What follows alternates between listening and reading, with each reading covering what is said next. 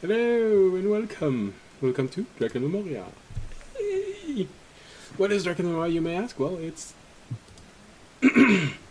tabletop RPGs. I gotta start feeling comfortable just saying that. But tonight specifically, it is a group of people playing Dungeons and Dragons. So if this is not something you want to watch, well, too bad. We've been preparing for 3 weeks for this quest. Honestly, the layers of plans that have gone into doing this, which are probably going to be ignored 5 minutes in.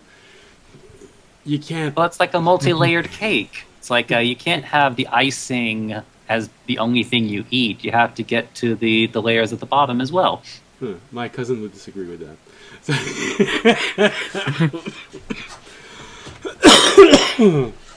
Sorry, I'm still a little bit sick, so you might hear me cough and blow my nose a few times during the stream. So, but hopefully no rush trip to the bathroom.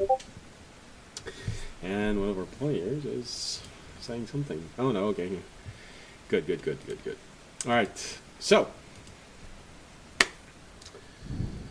Oh yeah, for publicity's sake, if you like the Thunderstorm in the background, that's Ambient Mixer. If you like the world map, that's Dungeon Giraffe. If you like the city map, it's Canvas of Kings. And if you like the dungeon map, it's Dungeon Alchemist. But tonight, you're probably only going to see dungeon maps.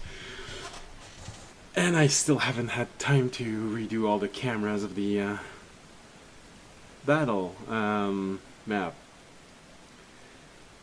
It's frustrating that you all need to be there in order for me to create cameras. Software restriction. Alright. So, what happened last episode? Why did my voice go like this? Feels like when I'm parodying something. Alright, so, last episode. Our heroes, after careful consideration, decided that an additional layer of preparation was needed for their carefully planned heist, using one of the few options they had. And I missed punctuation in there. That's always fun. Let's start this again. Calm, composed. Our hero, after careful consideration, decided that one additional layer of preparation was needed for their carefully planned heist.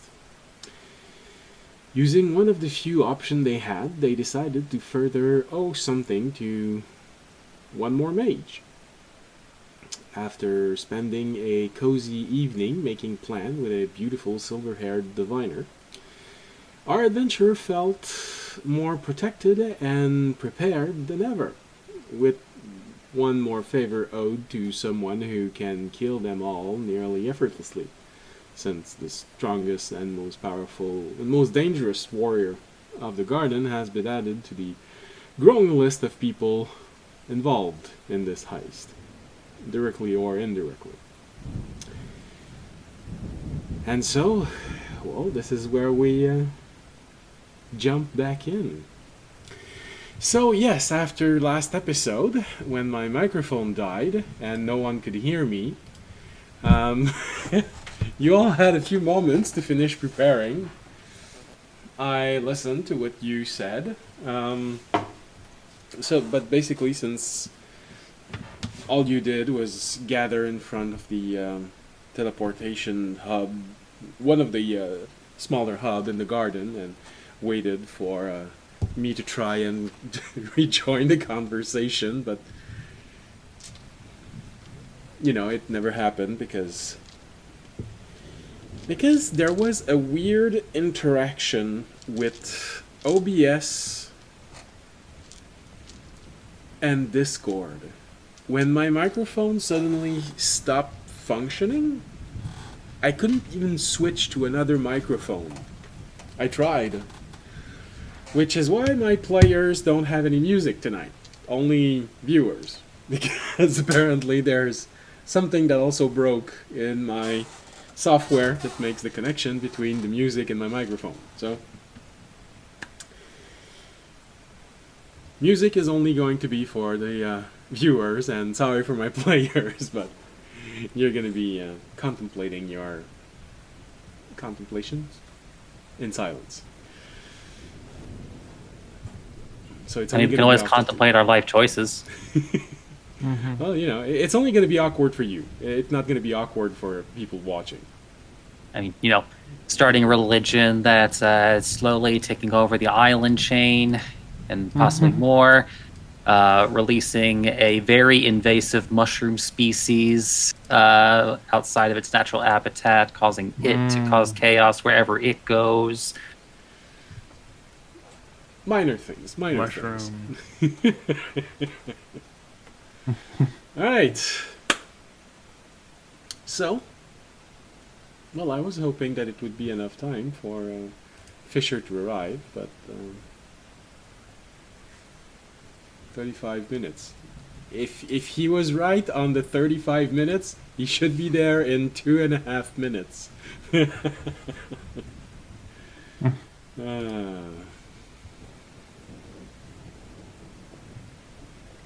Alright, I'll try to build that after a break, and we don't need thunderstorm in the background. And for the battle maps,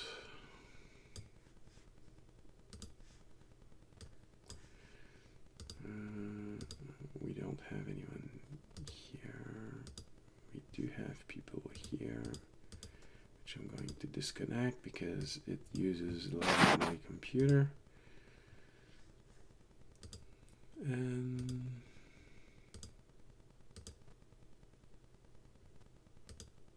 why isn't anything appearing? Because it's still on Skype. Well, you. Okay.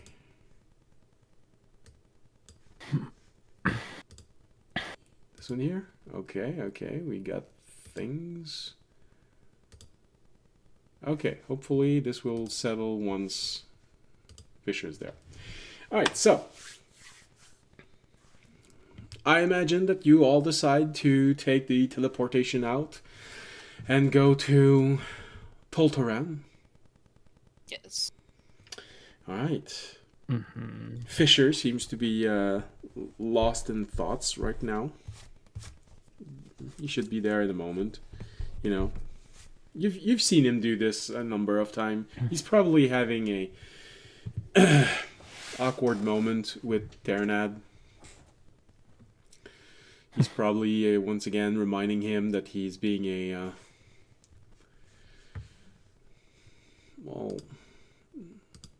making a mistake, and he doesn't want to admit it, so he's just so you step through and you find yourself in another plane of existence. No, and you find yourself in Tolteran.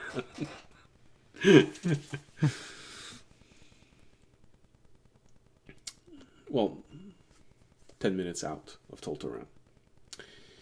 So, gonna take a moment to summon Ornak. All right. Plant Ornak. Takes a moment. Oh, goodness. It was almost the other one that came. Hey guys, I think we got our distraction. It's like, Mr. Wizard, I do believe that there's an issue. What could possibly be wrong? Well, there's a giant tree just outside the city limits. Motherfuck what? All right, so it takes a minute, but Orunak comes out. All he does is speak in riddles. And rhymes. I'd love to be able to have that level of mastery and with the any language. that I'd be able to speak in rhymes, or at least try, even if it's an already established scenario and just speak in rhymes. I feel like it would be so cool. Ah. So, Onek. Oh, we're at night already. Oh, yeah, that's right. Next day. So, everything's good? Everything's prepared? We're He ready makes to the move so out? motion. We've warned our way out that we're on our way in. You know, it would be awkward if we'd go inside and you couldn't get us out just because you didn't know we were in.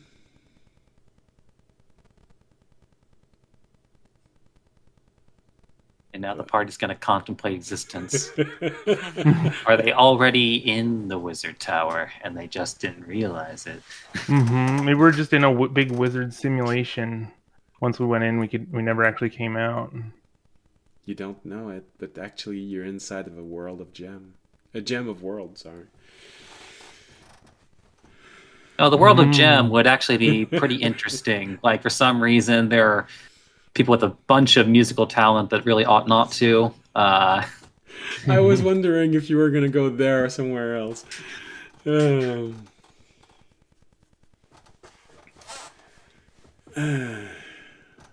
as long as you're not misfits, it's going to be all right. It's like, rich, pretty, talented, and nice? Who are you?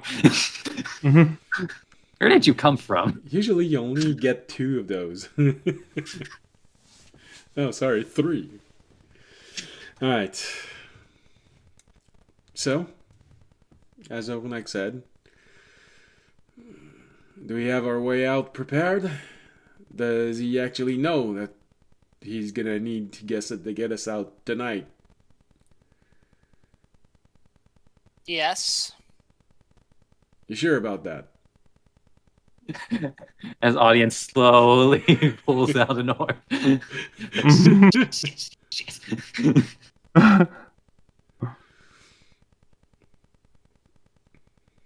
Well, as long as you're sure. So, well, it's your plan. I'm waiting for you to do something. We gotta do the bird thing. Oh, that was one of the other spells you needed to prepare, Jorg. Did you have air bubble prepared already? No, I thought someone else was using that because I'm not going in there. I don't know if anyone else has air bubble. Well, oh, okay. Then I did. Well, it's like you aren't going to be going in, but it's a duration spell that you can cast on other people. We did talk about it. We talked about how it can go through planes.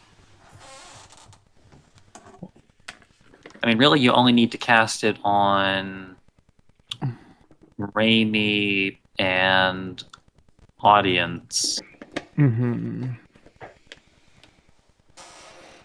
Yes. I guess it's up to you if you want to use a second level spell slot, or 2 second level spell slots, or with 1 third level spell slot.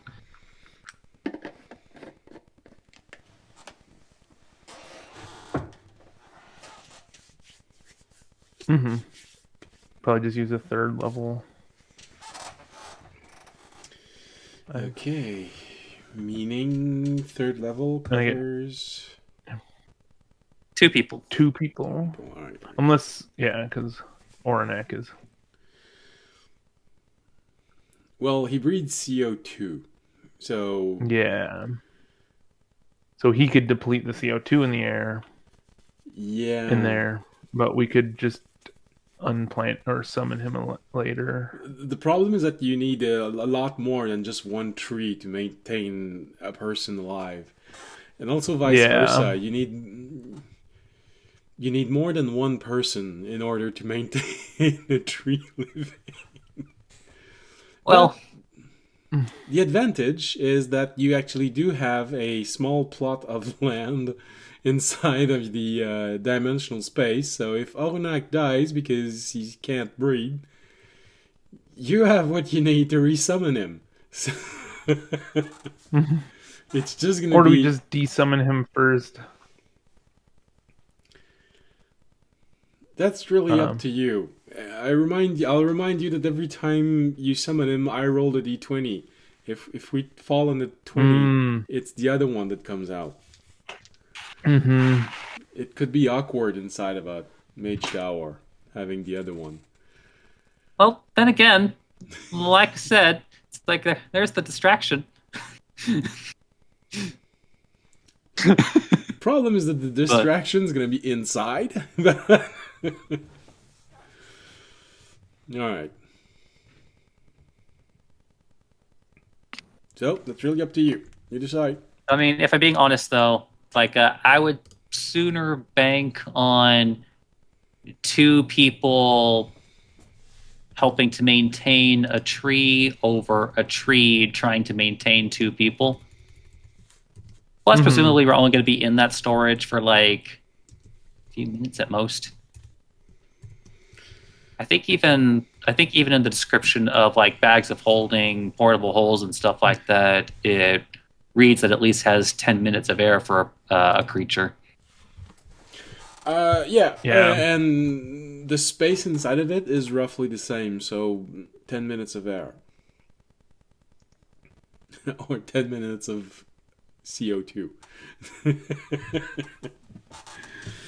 You know what? Future gnome invention.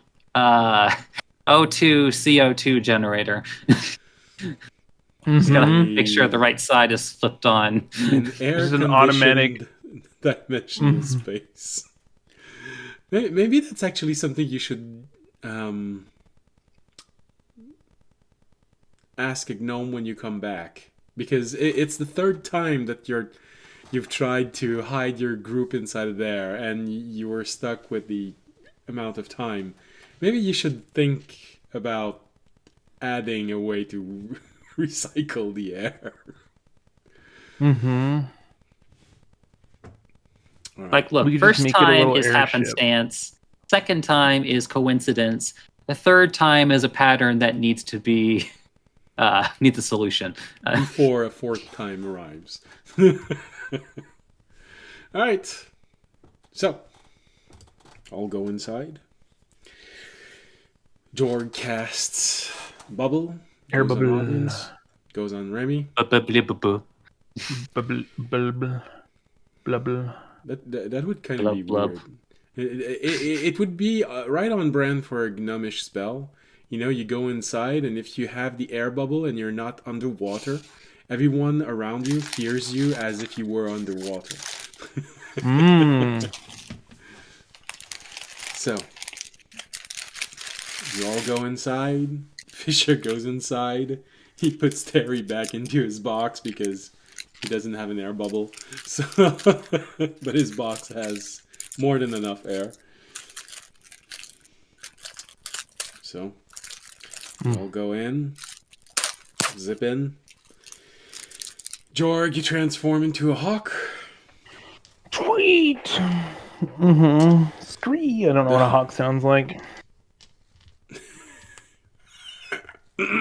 My voice is not good for. Well, you know, most of the creatures that are in range of a hawk are, well, maybe about a few seconds out from that being the last sound they ever hear. So. Except for humans and thieflings and and halflings and dragonborn. I don't know. I think a flock of hawks could take a person. Oh, definitely. If I was an artificer, I'd have a dimensional storage and I'd make a little helicopter so everyone can get in, leave it open, and then it's like stick the helicopter out and fly around.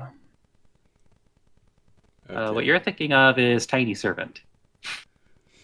Except it's a dimensional storage box so everybody can sit in it. Unless, does it like spatially lock when you open it, so like you can't move the opening? I'd say yes. That makes sense. It's going to be attached to whatever you are on when you open it. So if you decide to open it on an airship, it's going to follow you on the airship. That's it, Jorg. It's very important that you don't let any of the local ravens steal the crystal while you're moving over. Yeah, that would be bad. Yeah. You guys just appear in a raven nest. Audience wonders, how come it's been hours and there's no sign of us arriving? What's happening? And he opens it. Hey, we're up a tree. Okay, so you all go in, close it, transform into a hawk.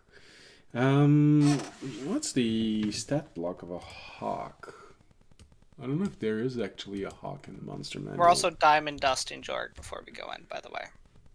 Okay. Yeah, to make me harder and to the spell spot. is active so that magical objects can't be tracked. And you do it. So you guys are all crates. You do. You are also, yeah. You do it right after Remy has entered, so he doesn't see you using diamond dust on John. I keep feeling like a talon come out of the dimensional storage and like pick the diamond dust off of me while I'm flying. He takes a little brush and starts. All right, so a hawk. And then for some reason, the middle claw is raised above all of the others. Alright, so dexterity is pretty good. Because we agreed on the type of hawk, I will give you advantage for your acrobatics. Nice. Because it is a hawk that is specialized in maneuver.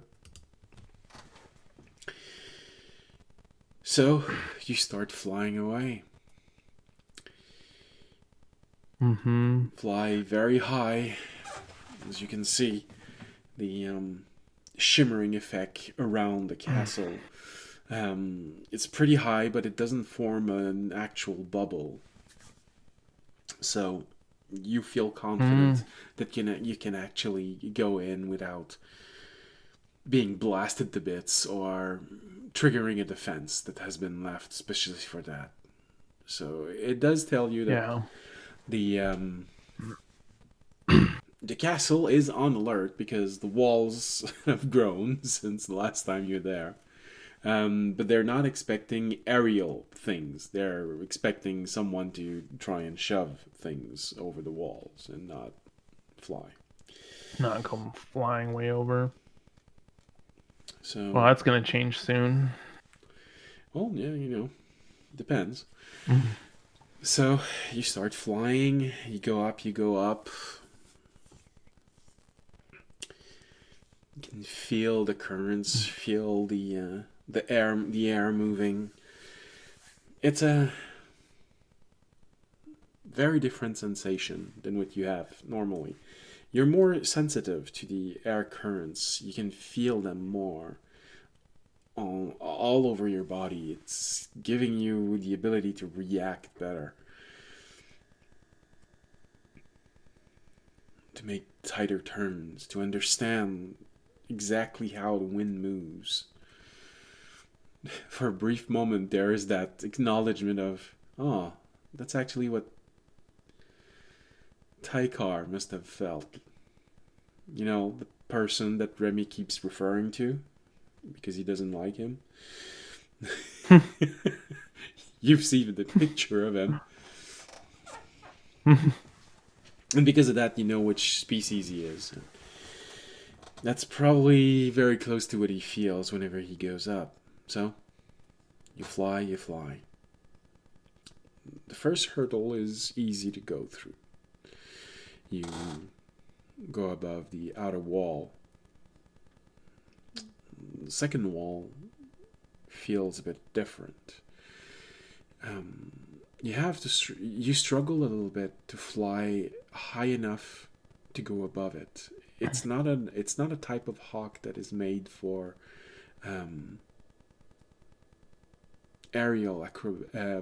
high aerial acrobatics. It's one that's made to hunt small prey and zip through the brushes and the trees and whatever obstacle might have been placed there by humanoids. But flying in the open like this, it's a bit unnatural for this type of hawk. So although it is able, you do feel like you're exposed. It's not your element. But second wall, there's no problem. You arrive at the third wall, where behind it there is the castle. And this is when you start feeling the gaze of the defenses of this castle starting to try and track you. So you have your first aerial decision to make. Do you fly as if you own the sky and not care whether those huge ballistas made to vaporize war machines are tracking you, or are you starting to make evasive maneuvers and dive and try and confuse them? I'm gonna, for now, since they're not shooting at me and they didn't shoot at me last time I came, I'm going to fly like I'm a bird and just pretend I'm a normal hawk, just flying over. Okay. Hey Jim, I better get that bird. But I'm going to keep my eye on it. Yeah. Oh. Oh. All right, got a good camera. Hello. Hold on. Gotta redo the cameras. Okay. And here we go. Yay! All the cameras gone. Okay. Didn't have time to tell you, Fisher. Terranata has been upgraded for the AC increase that it had. Okay. And at least until the break, there won't be any music for the players, just for the viewers, because there was a problem with the sound at the beginning. All right, so Jorg, make a performance roll to see if you manage to fly. It's your stat, not the charisma of the bird. It's yours. See if you can fly like you own the sky, just like a hawk would.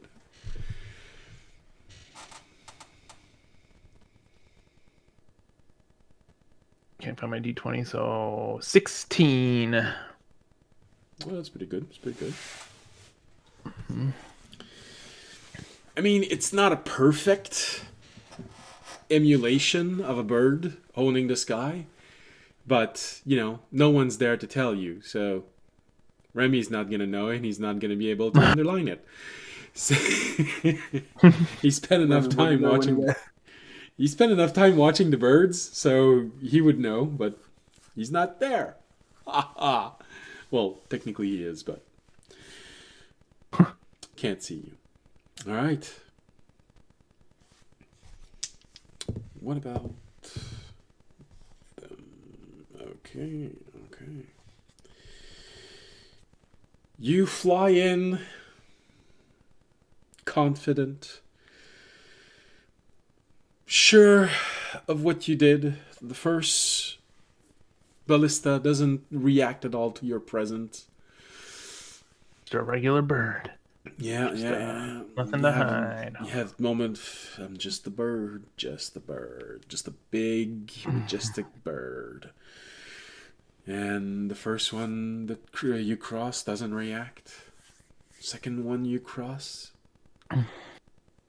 reacts even less than not reacting. Whoa. Well, yeah, this one may have fallen asleep. Really low roll. Third one, however, starts moving and starts trying to track you. All right, Jim, I'm gonna get him. Right now, it's only tracking you. It's tracking you in a way that is a bit mechanic, which means it may be suffering from the same problem as the one before. Because you have a protection on you, it isn't able to properly detect you all the time, but it's tracking you. So you have a choice. Do you keep with the strategy of I'm just a bird, it's my sky, fuck off? Or do you change your strategy and go evasive maneuver?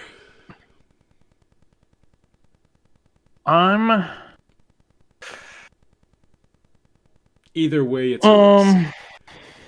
Maybe it's just tracking you, and nothing bad's gonna happen. But if it's tracking you with the intent of firing, then evasive action is important. But if it doesn't intend on firing, evasive reactions will give you out as not being a proper bird. Because then they'll know. I know they're looking at me. So, how close to the barrier are we? You're crossing the. You're just about to cross the threshold. So. Okay. If I dive now, I'm gonna keep it. Just keep it sleazy. I'm gonna be I'm just a bird. Alright. I'm just gonna keep flying straight over the barrier. You don't even change the speed at which you fly. You just keep gliding, as all good predator birds do. Conserving energy. I'm not even sure. I'm gonna get him, Jim. And then I'm gonna hug him and pet him and name him George. Not George. Oh, the insult. So you keep going as if nothing happened. You maintain your cool, and the ballista doesn't fire. It keeps tracking you, but it doesn't fire. Their roll was 16, so you technically beat them. Oh boy. Alright, so the ballistas on your path doesn't seem to have reacted. Now, if you're not careful, you may cross other ballistas. It's important. Bird performance are, So, if I keep going the way I'm going, I'll probably cross other ballistas. Yeah, if you're high in the sky, meaning that this is where attacking ships would be if they tried to go in. So you're in range of every ballista. If you just keep going, then you're just going to keep encountering more ballistas and more people watching you. Have I passed the barrier? Yeah, you just did. Oh, okay, cool. That's what I will just fold my wings and dive. As if you just seen a little rat. Or more. Yep, that's all I did. I saw just a little animal in there. All right, let's see how Nothing. convincing you are at that. All right. 7. Oh no. You start diving, but you sort of have that moment of, I never paid attention how hawks are when they just see a prey. Do they just dive? Do they do a little curve? And you get nervous for a moment like this, and then you decide to do something. No, that's a swan dive. No, I'm swan diving. It's a hawk dive. It's supposed to be a hawk dive, not a swan dive. Wrong bird.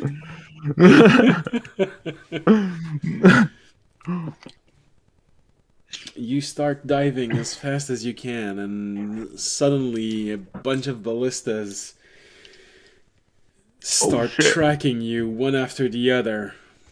There are the 3 of them that were that's just let you go. Suddenly, just all go, and they start following you. You see, there's a bunch more ballistas all around you that just rise and start tracking you as you fall down. You have a moment where you go, that's probably not how hawks do it normally. Okay. Oops. I'm gonna open my wings and use that kinetic energy I built up diving to go horizontal as fast as I can towards the tower. Okay. I hope I didn't just give it away even more, but I rolled a 7, so I don't feel very confident. Well, you're sort of confident that you blew your cover. So, more and more ballistas are following you, and eventually you hear something that you don't want to hear. Uh-oh. A very loud deflagration of power. And your head slightly turns and you see this large ball of light coming your way. So,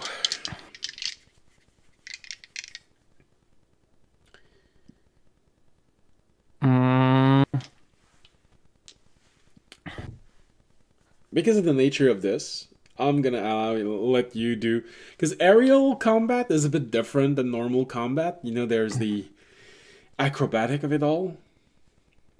All right, so you can try and make an aerial acrobatic roll. Technically, no.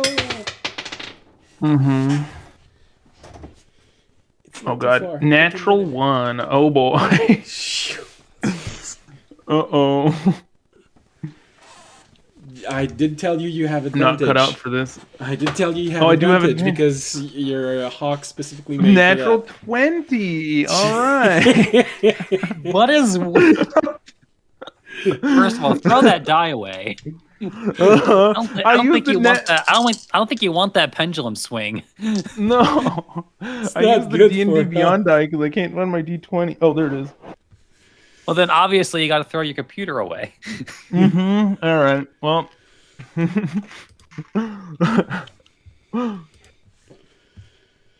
It's not good for the health, you know, those extremes. All right. Stage 4 cancer free.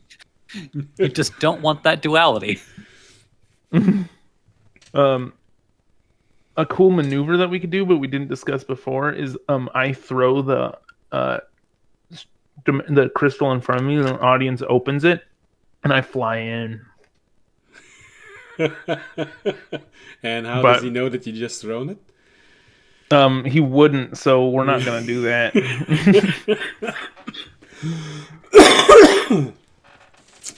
Interesting. All right, so anyways, that ballista fired, and because you had such a nice roll, I didn't only roll with disadvantage because it's a natural 20. I rolled with double disadvantage meaning I rolled the third time, and it's the least of the 3 rolls that I took. Because it's a natural. You went from a 1 to a natural 20. I mean, I gotta. There's gotta be a reward for that somehow. Elven inaccuracy. Well, from the point of view of dwarves, wouldn't it be dwarven accuracy?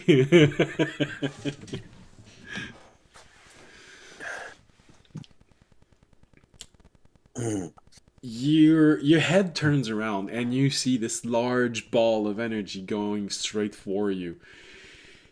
You decide to bank sharp to your right, but the ball of energy is so large that it's difficult for you to maneuver outside of its range. Oh, jeez. You feel the energy coming and coming and coming, and you dive, and it becomes searing hot. You feel the heat of this energy, the arc of power, just trying to grab a hold of you as you manage to bank just hard enough and just enough that it goes right past you, singeing a few of those feathers. But you just barely manage to avoid it.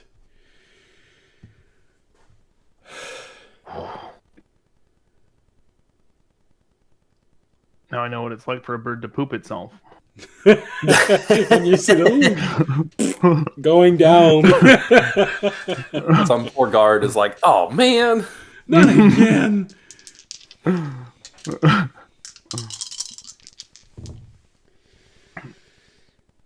How close to the tower do I get? Because we're going in as bird form, right? That was the plan. I have to get in through a window or something. yes. Yep. Okay. You do your best to try and avoid everything, and there are more discharge coming your way. Another one is coming to your right, but you manage to dodge it fairly easily. Another one comes from, it feels right below you, but once again you manage to dodge it fairly easily. Then as you're seeing the tower and you start to try and take in what are your possibilities, you see a window that's nearly completely at the top of it. You were told not to do this. You keep looking down. There's one window. You think it's something like 13th floor below or something like this, but there's nothing in between. Or you can go even further below. There's another window 2 levels down of this one. You have to choose this, but as your mind is sort of trying to decide quickly, as you see the wall just arriving at that speed, you didn't pay attention, and right next to the tower, you see this ball of energy suddenly appearing and going straight for you. It feels like you're just about to collide with it, and I gotta know what decision you take.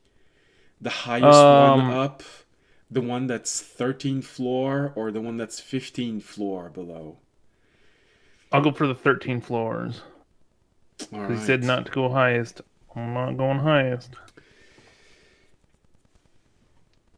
So, thanks to the natural 20 in acrobatic that you just had, I had to re-roll a natural 20 on them. Going down to a 6. So thankfully, you see the window and you manage to dive into the window just quick enough to avoid this huge ball of energy that grazes the side of the tower. And it's sort of a catastrophic landing because you go inside so fast, you just smash into an armor and it hurts so bad that you just go back into your normal form, you sort of understand, oh, I just killed the bird. But you're inside, pieces of armor everywhere. It made huge...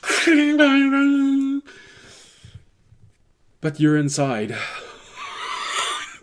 My bad. I'm gonna quickly get the dimensional storage out and open it.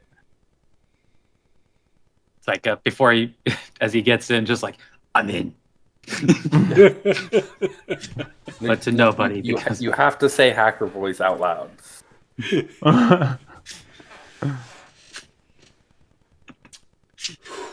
And so... like, even if it's to nobody, you gotta say it. Yeah. Oh, man. Come on, we're all waiting for it.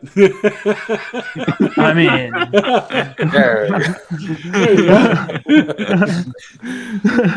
I'm gonna hold up my wrist like this and be like, I'm in. There you Like, go. the very first druid hacker. a real computer whiz.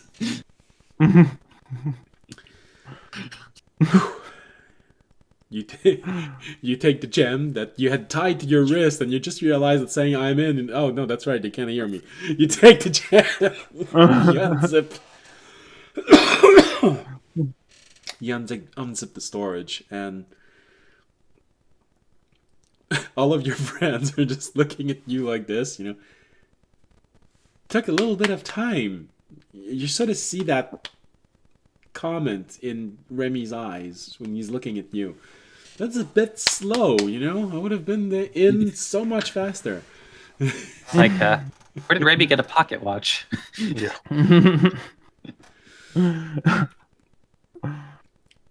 Just, you know what? Only got shot at a little bit. Where are we? I didn't have time to count the floors. I look out the window that George just came in. How high up are we? Ballista fire. Yeah, just speak up. Boom. Yes, the ballista is strategically placed to be able to fire on the wizard tower. Of course, you have to. I mean, in case the wizard ever turned against them. Yeah, Mm-hmm. For when it's the not wizard to keep eventually gets power hungry and turns against the king. Mm-hmm. It's not to keep the bad guys out. It's to keep the wizards in. It's actually a prison. It's not a sanctum, it's a dimensional prison. I mean, look, the last long-lived wizard we encountered, he went totally Evo Psycho and took over an entire island. So you look out, and you have that brief moment of looking out and sort of seeing those beams of energy trying to find something in the sky.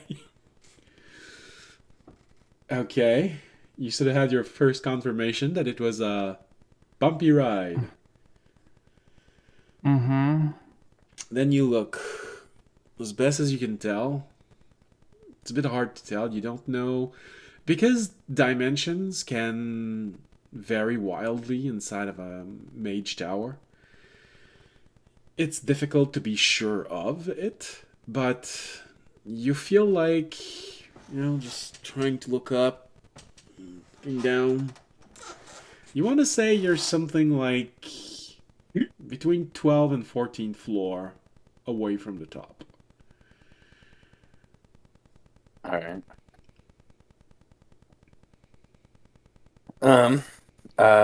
Look around the room we're in. What are we dealing with? It looks like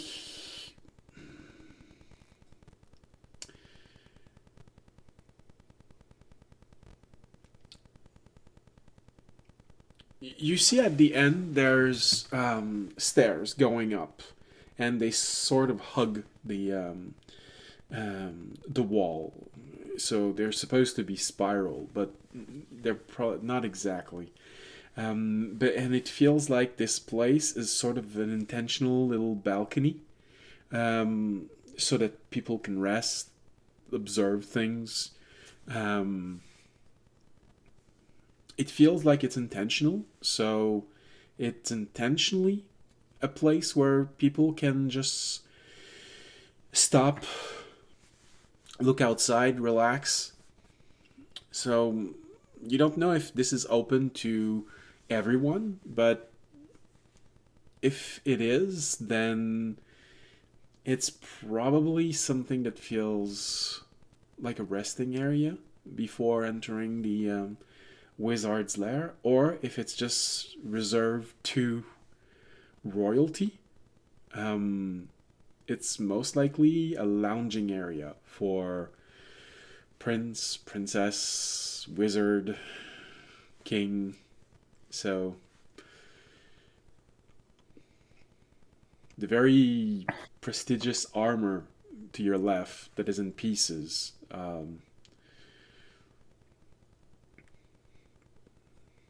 It's probably going to attract someone at some point.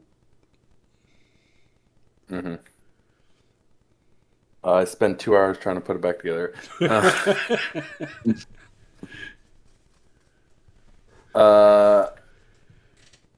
One exit.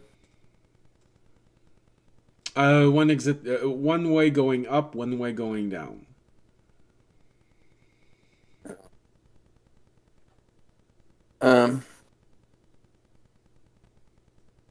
Everybody ready? Mm-hmm. So Yep. Gravy's going to make the... Would it be quiet? Audience want to make us all boxes? Yeah.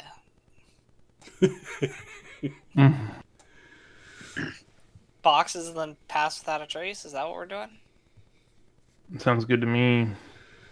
Or are we even Yeah. bothering with pass without a trace? Well, the boxes is sort of a better than pass without a trace. I was gonna say, I think pass without a trace just messes Okay. with that. So let's just do just the boxes. Just the boxes. All right. So take out Yep. the little object. Activate it. There's a brief moment where you're all looking at one another and you all see that you all become crates. And in your mind there's that and then the crates all shift into different things. One shifts into a large armor stand. Probably Fisher. He's the one that feels like more armor stand type of thing. Hey, this isn't different. There's just a pole stuck on my butt. Oh, well, now we know you have How's one. that feel?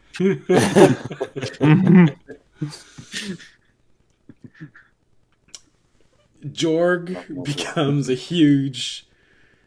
really huge pillow. Sounds about Body right. pillow.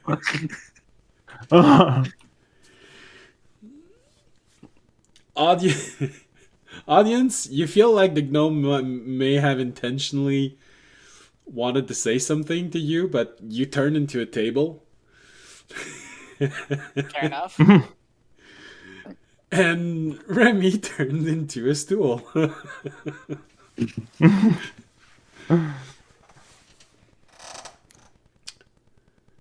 Alright.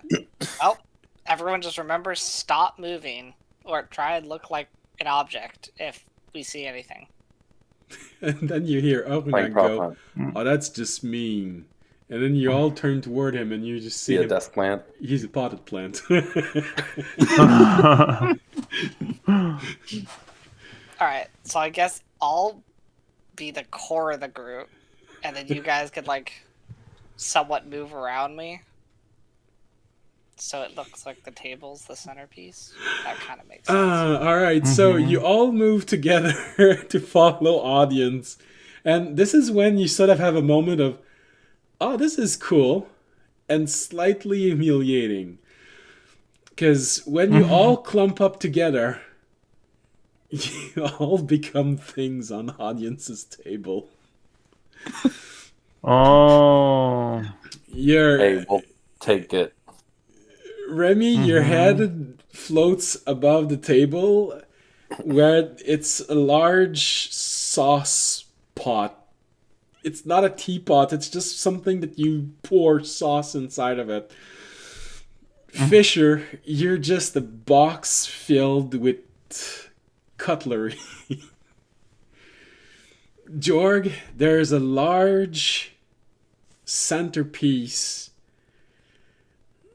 Oh, good lord, I forgot what it's called in English.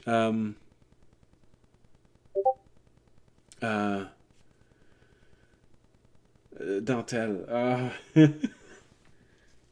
Really fine cloth material. I forgot what its name in English. You usually use this to decorate tables and things like this. Usually very fine, very delicate. Like Tablecloth. But better. Fancy tablecloth. I'm not that fancy. I don't know what you're talking about. And And then Ornak is still a potted plant. worse. He becomes a salad. Close. I was gonna say a pot filled with different fruits in it. Like a still life kind of. Yeah, exactly. And audience, the table, when everyone goes around you, where you are, it sort of shifts and become a very elaborate candle holder with a large golden plate in the center of it. So, I guess you're supposed to take the fruit from the bowl and dip it into the sauce pot. So if we run into any guards, we just gotta start going, be our guest. Just can't freak the fuck out.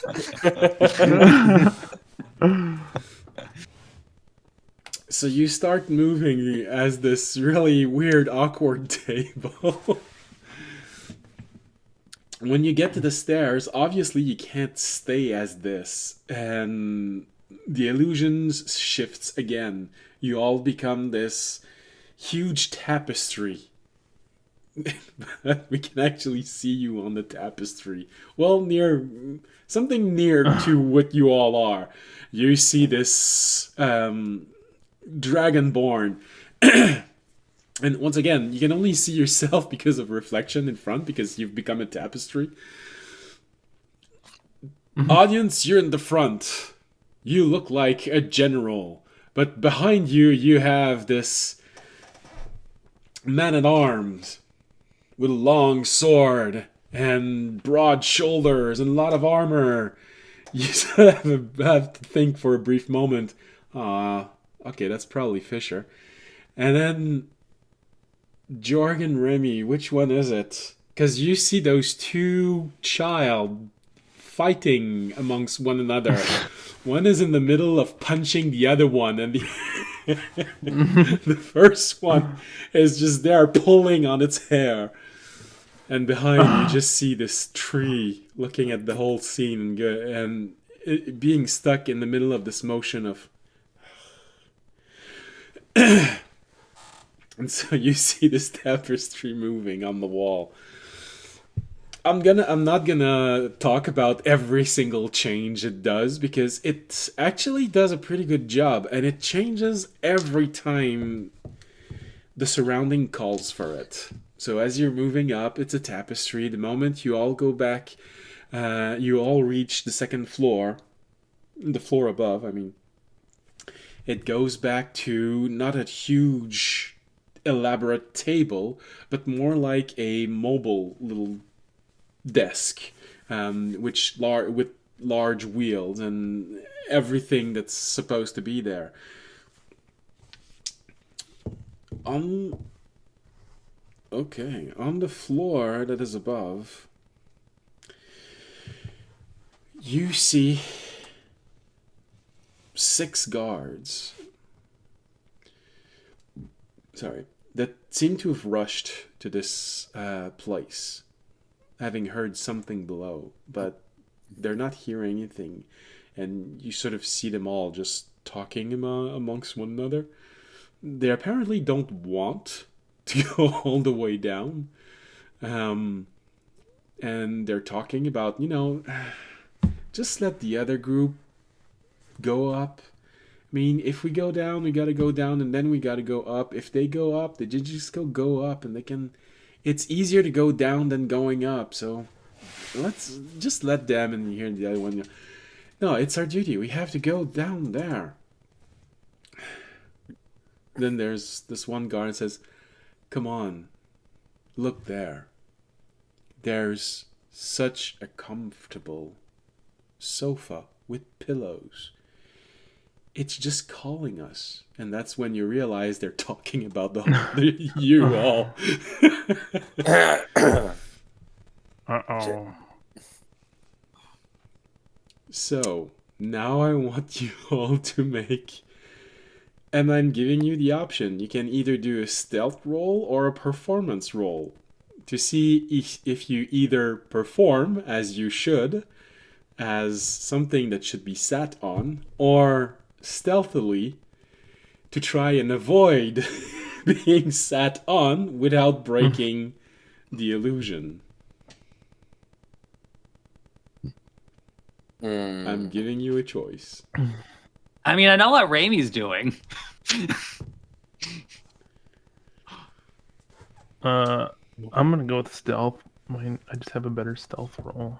Okay. I mean, it's +0 or -1, so.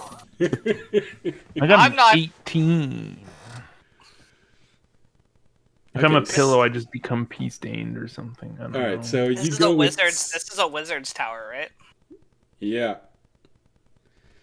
Yeah. Audience isn't gonna do either because if the guards sit on them, he has no idea how long they're gonna sit for. So that wouldn't be good.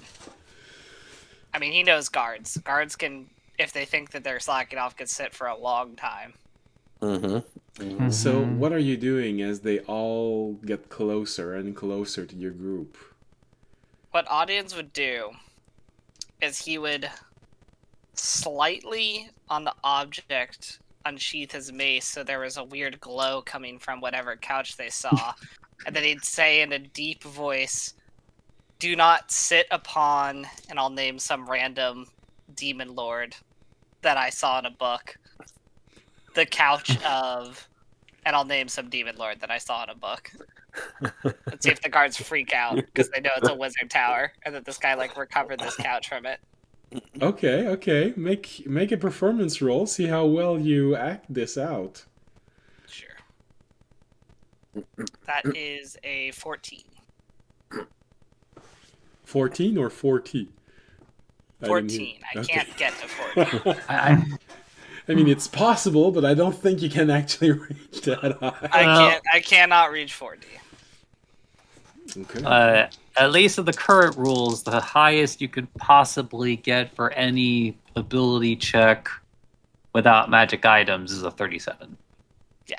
I cannot literally get to 40, so no. Okay. Can't or won't. So... Yeah, audience, come on. Do better. So this is what Depends how many divine powers I get. All right. Just out of curiosity, I'm wondering what Fisher and Remy would have decided to do. Stealth or performance? My stealth would have been a 14. 14, all right. And Remy? I mean, look, if it's a choice between performance and stealth, I don't I don't think it's a question. Okay. So essentially, you would have all decided to just try to step away and let them deal with the fact that the whole thing is an illusion. Mm-hmm. You all see them approaching. One of them is about to sit down, and then the audience brings in the light and says this in the most commanding voice that he can muster. Too bad you didn't keep that little bracelet that would have allowed you to create a really powerful, even more powerful voice.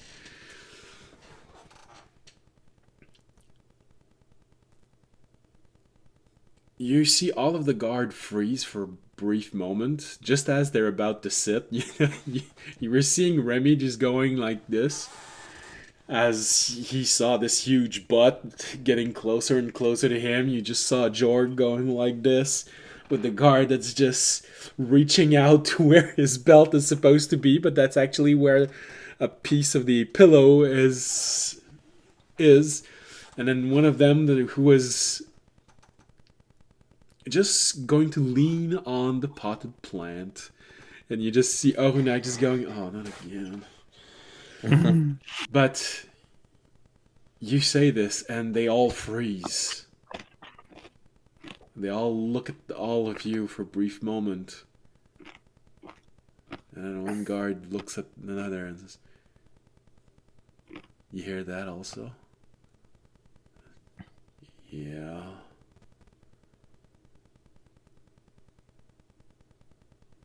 I mean, we're a bit out of the bound, but it's you want to mess with that possibility? I mean, they look, Prince of Hell, Of course he has some very comfortable butt cushion. Yeah, third guard say, do you really want to say this? If it's, if it belongs to that, maybe he could. Right. So they all look at one another and says, okay. How about we just warn maintenance that there's runaway furniture that's supposed to be inside of the wizard sanctuary and not outside, and maybe we should go down and look at, it might have been important, something that fell. It might have been once again a bird that flew in and hit one of these statues, but just to be sure. Okay. I think you're right. I think it's better like this. And they all look at one another one last time. They all look at you, all, and they turn around and walk away. The rolls were 11, 8, and 8. So hell yeah. Nailed it. The demonic couch lives on. There was probably even a moment where Remy, you were there and said, oh, that's gonna be awful. They're gonna know, and then you just see them all leaving, and damn. Okay. Alright guys, let's keep going. I will say that if they actually did sit on Raimi, it's like he would have just gotten out the knife so that they would sit on it and they would feel pain, but then when they got up, there would be no mark left. Yeah, that's fair. That would have been good also. Would have been absolutely fucked, but I think it would have gotten the message across. Oh, I don't know. If you planned this properly, it could have had even a higher effect. You do this, and then after you do audience's mace thing, it becomes a It becomes a double warning. Yeah. All right. You wait for a brief moment, and you see them leave. You hear them go down. Coast seem to be clear. This floor is much smaller than the one before, so it does show that it's more a place where there's supposed to be guard waiting there, but not much more than this. There was a table, there was obviously a little area to rest, which is why you all became this arrangement of cushions and sofas. So you all start moving, go to the floor above it. When you arrive, you sort of have confirmation that this is where the guards were, because there's a even less place. It's really just a stairs and a table, 2 racks of weapons, which immediately influences the weapons, the illusion, and you all become a rack of weapon. Obviously, audience once again becomes the rack, and then you're left you're left with the element of, I wonder who's what, because you can see in the mirror, or in the partially reflective surface, that there's a rack, there's a sword, there's a pitchfork, and there's a short sword and a staff. I think it's actually pretty straightforward, but Jorg is the pitchfork, Fisher's the sword, Oronak's the quarterstaff, and then Remy's the short sword. Okay. I was gonna switch Ornak and Jorg, but yeah.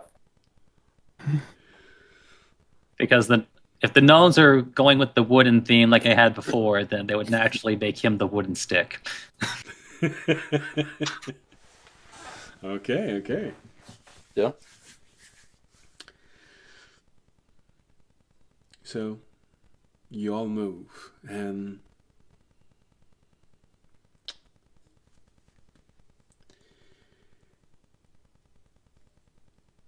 you go at the end of this little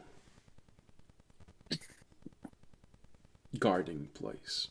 Oh yeah, and Fisher, because when you entered the dimensional space, I said that you put Terry inside of the box, so he didn't take up air, and yes, had no chance. I would take him out at this point. The stair at the end of this is different. It's more elaborate. It's nicer. It's a round stair. When you just look up, you notice that it's supposed to be able to close, but right now it's open. And you see an abundance of light coming from above.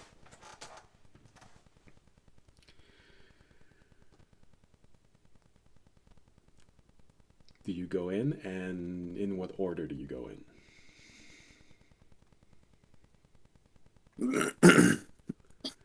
I'm pretty sure you go in, but I want confirmation, and I want to know in which order you go in.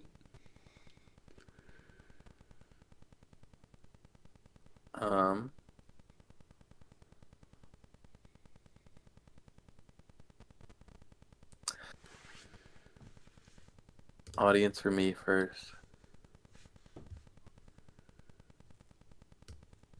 Audience would, check. He'd probably kind of look at other people to see which way they wanted to go, or if there was anything he should notice. Otherwise, he'd... Like, I mean, we're Remy's going to up. point to his eyes. Yeah, we're going up. There's... Yeah.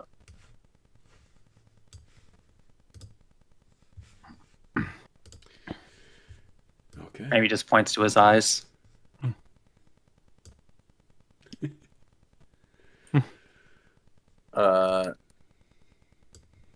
You tend to pull out the gem, or Is that I don't know what the fuck's going on over there.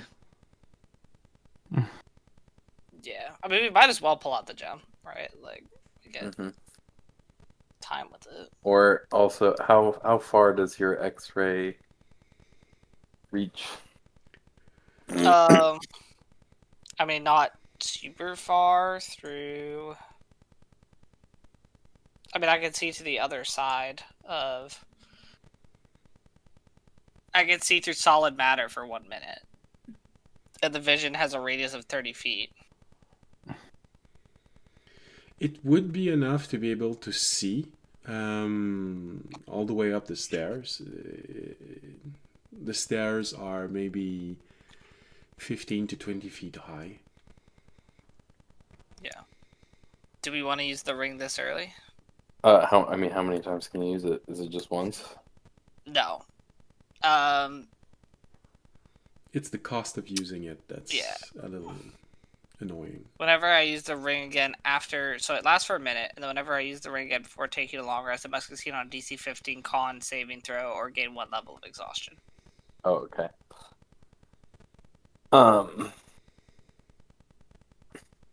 Which, I have a decent chance of succeeding. I have like a 75% chance of succeeding. But yeah, still. but You're quite literally rolling the dice every time. yeah, yeah. It's just a staircase. I think we Open save. door at I the think we top. just- Yeah. That is like an abnormal amount of light is coming through. I'd say definitely, meaning that there is a high chance that the next floor is much bigger than this one and has multiple sources of light. I say we wait till we get to the next floor, because I think we're going to start to hit the Yeah. wizard. I think the stairs are probably fine. Yeah. All right. So, you all go up. What order? Who goes first? Second, third, fourth, fifth? I honestly feel like this is one of the places where we maybe should have Remy go first.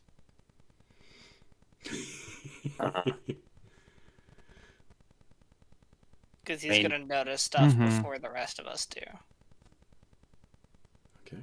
He has both the highest passive perception and investigation. Yeah. Yeah. So, And I it's don't not know a bad why, idea but to let the rogue lead when Yeah. we're doing a stealth mission. Also, he does have a side quest, so we should let him Mhm. look at things first. and I don't know why I just keep getting that moment from Rugrats when they're all on the floor level and they've got Dill, little brother of Tommy, and he puts he's on the table and suddenly he sneezes, but he sneezes next to a flower and you just see the flower go and you hear Tommy go, Dill? I don't know. Remy kind of works, all of those feather. He goes up and. All right. So, Remy, how do you go up? Stealthily? Slowly? Carefully. Carefully. All right. Make a careful roll.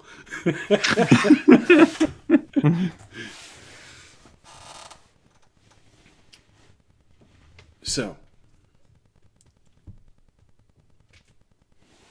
Well, the question is genuine. Do you go in stealthily or do you just slowly? He will attempt to do so stealthily. Okay. It's like, just in case there is something watching the entryway into the much bigger area. Okay. All right. So you slowly make your way up. Make your stealth roll. Plus, now that I get to make mine with advantage, it's really hard for me to fail these. That is going to be a 31. 31. All right. So you go up so quietly and so gracefully that for a brief moment, all of your party members are wondering if you're actually moving. But then they look down, they look at one another, and they look up again, and you're not there anymore. So they wait a few moments, and they start following you after. You go up the stairs, and the stairs end in a way that they can be covered. It's sort of a 1, 2, 3, 4, 5, 6, hexagonal shape. Yes, hexagonal 6. Hexagonal shape. Each one having a triangular panel that, if you close them, completely closes off the access. But they're all open except one, which acts a bit as a landing. So you go up and you find yourself in this large, very wide,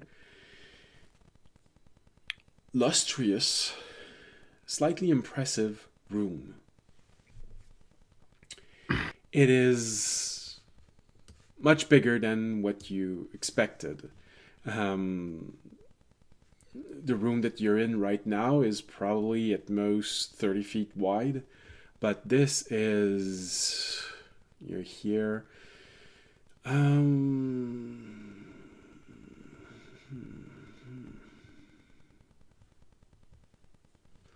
This is at least 60 feet in width, in diameter,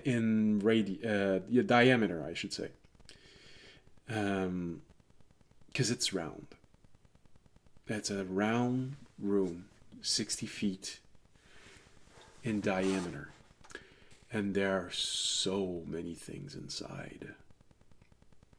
So many things that I need to tell you all about them. But looking at the time, maybe it's a good idea if you go on a break before I start. I was actually going to make the recommendation. So I will let everyone see what you see. And D&D Beyond, not D&D Beyond, in Twitch. And I will give you all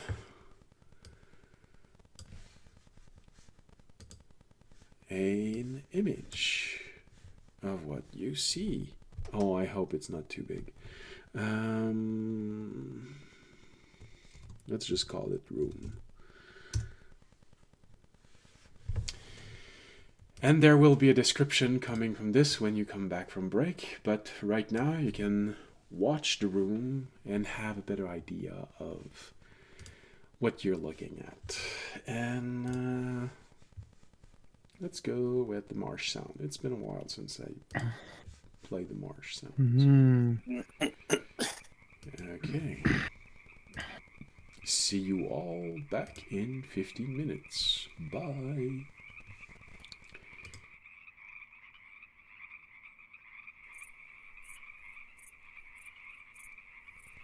And welcome back.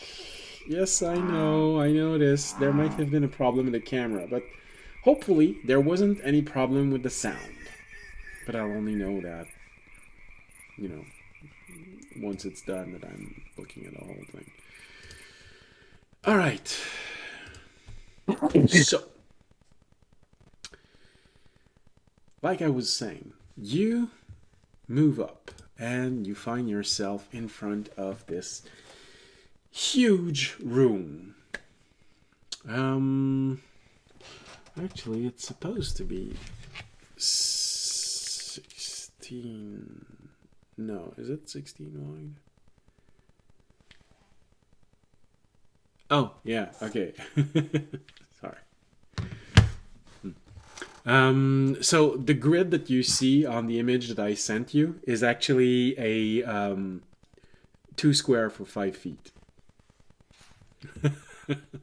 Because Dungeon Alchemist works on a grid that is 1 meter by 1 meter. So just a little under, a little over 1.5 feet. 2.5 feet. So, because I think it's someone in Europe. I don't remember who made them. Anyway, so they use meters. So it's actually 50 feet across in total. Remy, you appear at the bottom stairs, the one that are at S and R. And there's a little triangular landing there. This is where you are when you finish climbing the stairs. So, make a perception roll for me to see how the room hits you when you enter.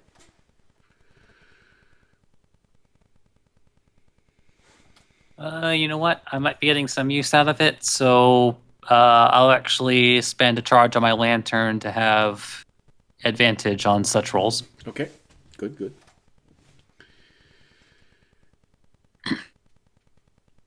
That is going to be 28. 28. So, when you entered the room, your gaze scans the room as if you were in danger. Because you most likely are. So Constant danger. That tracks. to the left, there is a small potion laboratory. Glowing potions are scattered on the sides of the desk, and in the middle, an old, cracked stone slab rests. There was a problem with our widow. Is resting. Typos. On each side of the desk, there are contraptions to help in the potion brewing process. In front of the desk, there is a chain. A chair. It's really not helping me. And I read it again, just to make sure. Autocorrect. There is a chair decorated with red felt. Above the chair, there is an arcane chandelier made of green globule. Behind the chair, there is a red, gold, and green rug. Finally, framing this workplace, two paintings of an assortment of alchemy bottle can be seen. Next to the potion brewing corner, there is a cozy resting area. An ivory fireplace emits a gentle and warm light as flame dance in the hearth. On top of a black rug with heart motif on it, there is an old table with an icy blue lamp on it, and a variety of fruits and gold coin are scattered on the table. Placed around the rug, 4 brown leather sofas are disposed in a way that favors conversation. Finally, framing this cozy place, 2 paintings of green hills can be seen. Your gaze keeps moving clockwise. Behind the resting area, a food preparation area can be seen. On the wall, 2 wine racks, and between them, 2 tables with a variety of aromatic concoction can be seen. And you can smell the different aromas of this coming from way over there. Very exotic. A large rug with artistic depiction of squid makes the boundaries of this working area.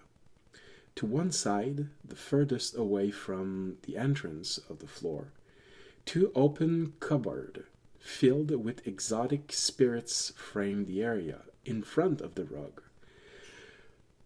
Following the rug, in the shape of an L, is a desk with an abundant variety of dishes and an elaborate teapot. On each side of the tea portion of the desk, fruits unlike anything anyone has ever seen are on a silver platter, accompanied by exotic meat and a pudding with a very fruity smell. Lighting the area is a golden lamp hung to the ceiling. Your gaze keeps moving forward near the exit to the next floor, because on the other side there are stairs going up. So near the exit to the next floor, to its left, a cozy reading area lies, illuminated by an octagonal lamp. Two massive pillows rest on top of a green rug. On the wall behind the pillow, 3 bookcases filled with storybook. To the other side of the stair going up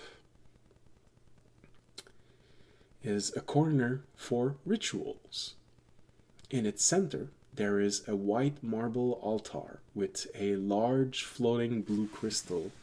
To the left of the crystal, there is a device calculating something, and to the right of the crystal, a sphere of clear energy floats. On each side of the altar, there are small cabinets with various religious trinkets inside.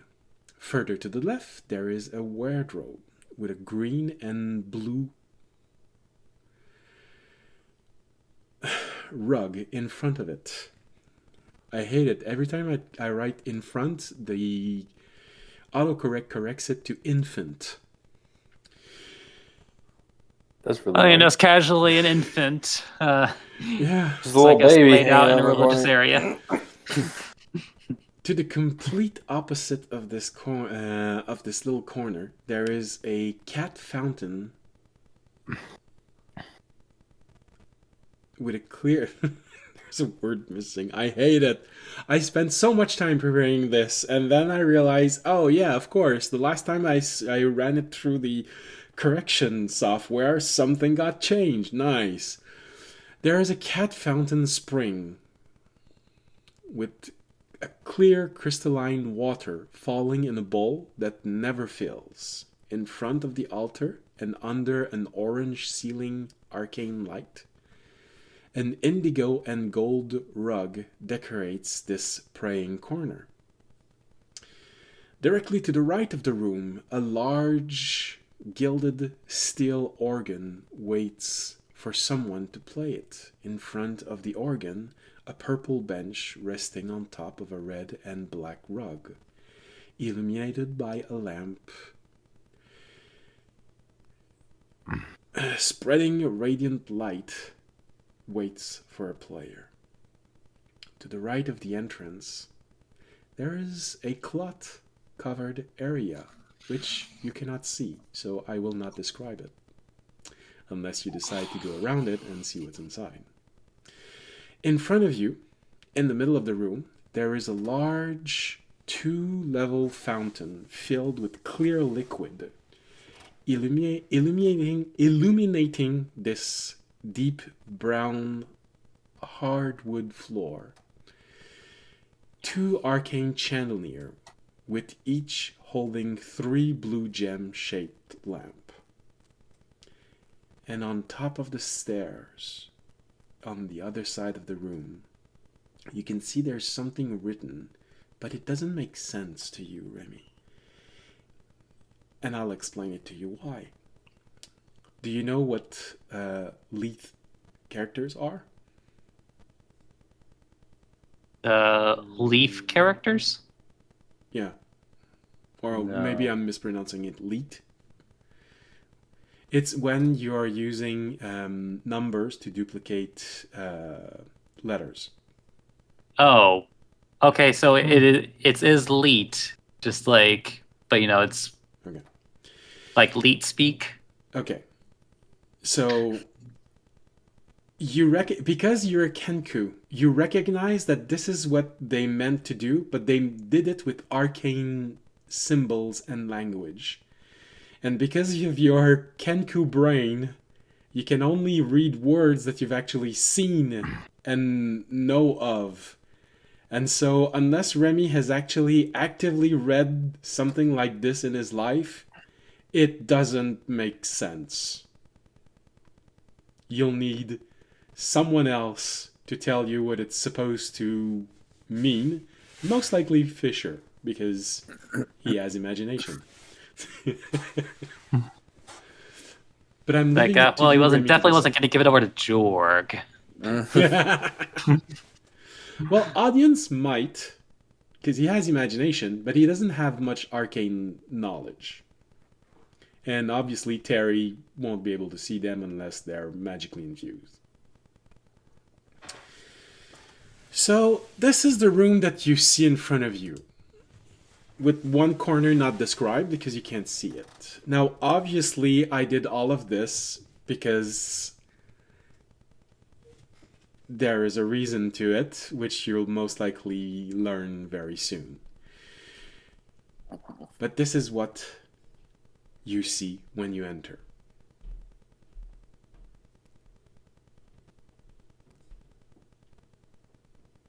The room is quiet. So, I guess just to be on the safe side, Raimi is going to see what happens if he rolls a ball bearing across the floor. Okay. The whole tower explodes. You flick the ball and suddenly it goes... Everything explodes. It rolls on the floor. There's probably... Roll an investigation roll as you make this little ball bearing go across the floor.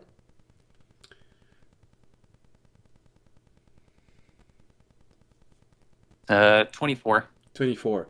You immediately see that there's something slightly wrong, but actually it's slightly right, which makes it wrong.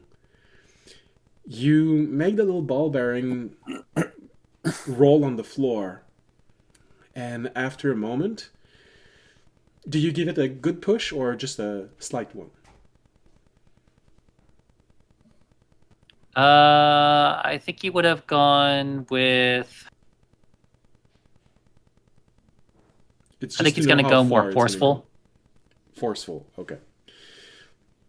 So you throw it pretty hard and you just see it roll, and it goes all the way to the fountain at the center and tung, rolls just a little bit, and then it stays there perfectly still, which tells you one thing that is supposed to be impossible in a normal world. This floor is perfectly leveled.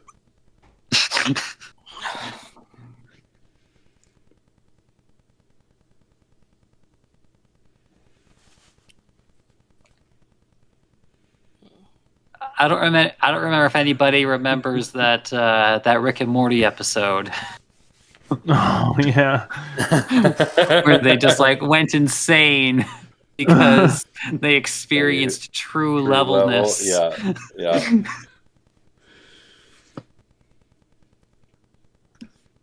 Well, hopefully Remy's not going to go insane with this. You're just watching Remy there, and he just starts going. So,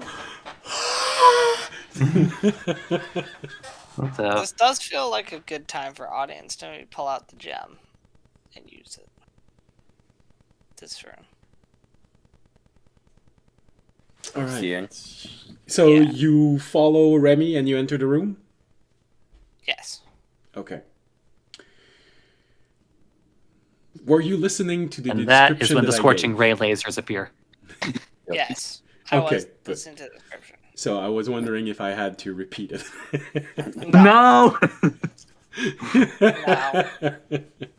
Sorry, what was that? I don't mind. I I can think repeat every it. time one of us enter the room, you should go through it every Yeah. single time. Mhm.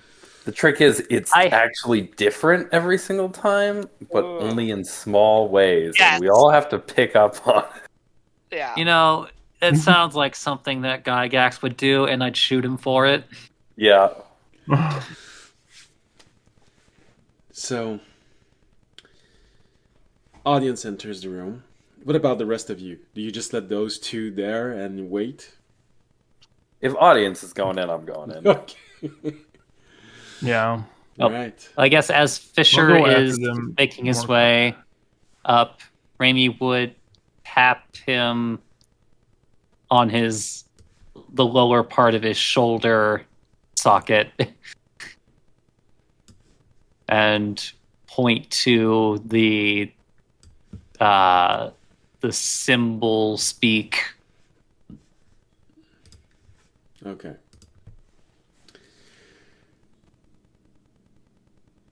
It's like, what the fuck is that?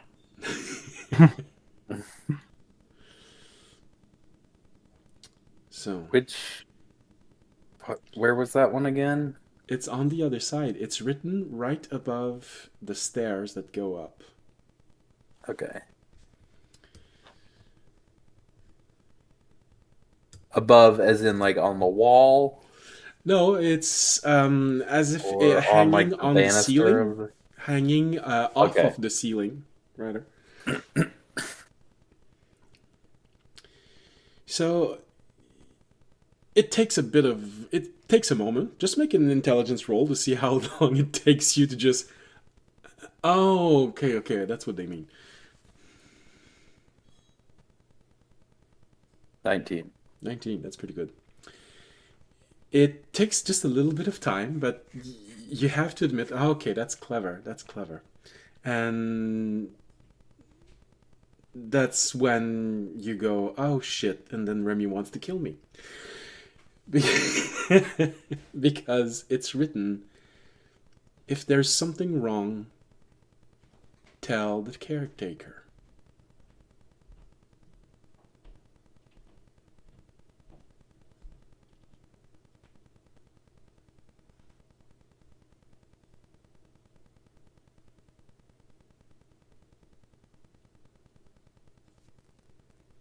All right.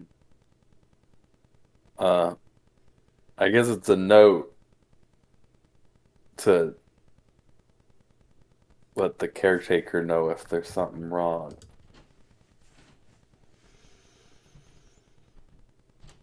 So, audience has a gem.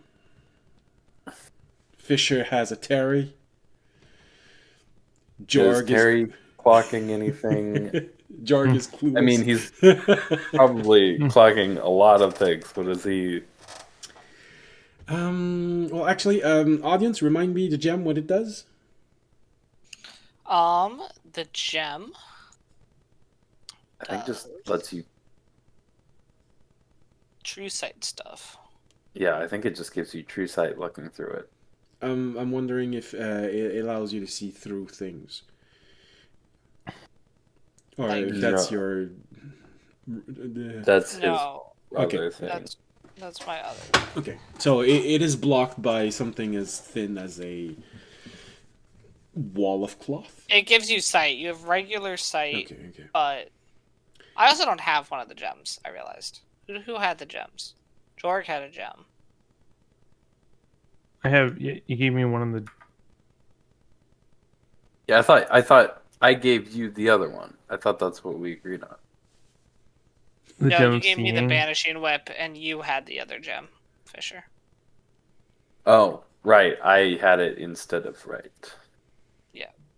Instead of the coin. Yeah, nope, you have the gem. All right. Correct. So, who do I tell if there's something that the gem is allowing him to see?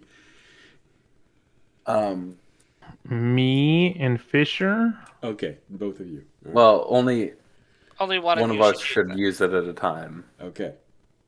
So here, Jordan, you go first. All right, I'll peek through it. Nothing out of the ordinary comes out.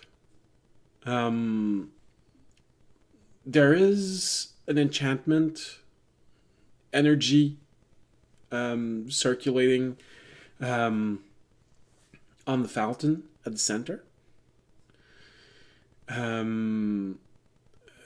When your eyes go to where the cat is, the cat statue that liquid is pouring out, you do see that there's something different about it. There's probably magic energy flowing through it. Exactly what it is, you don't know, but that's to be expected. There's the sphere of energy, which is a sphere of energy, which is odd on its own, but it's not odd as it's exactly what it looks like it is. And several of the potions to your left do emit energy, but it's there as it's supposed to be. Now, there is one slight weird element. Hold on. Just making sure that True Sight can actually see this.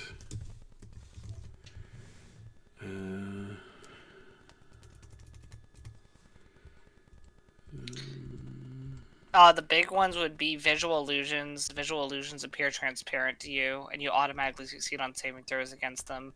Transformations, you can discern the true form of any creature or object you see that has been transformed by magic. And ethereal plane, you see into the ethereal plane.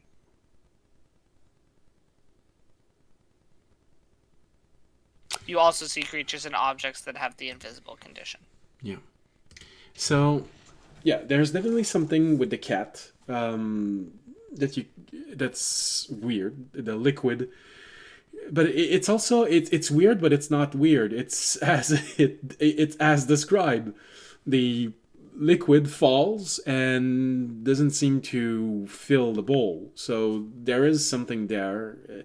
Bit of an illusion, bit of a trans-dimensional thing happening there.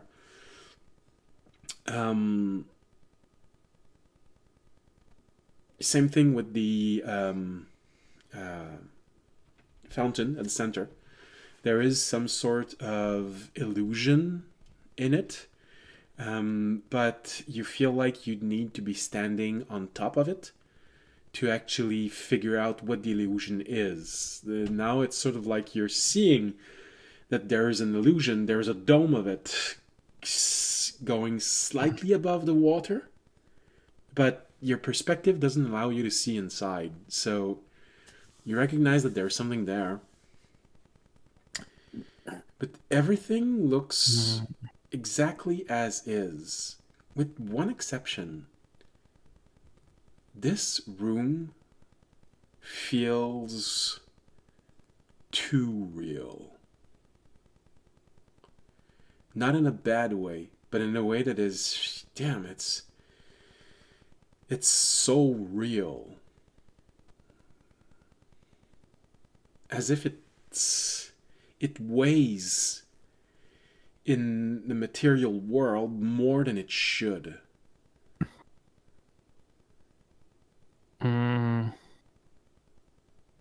Place is spooking me out.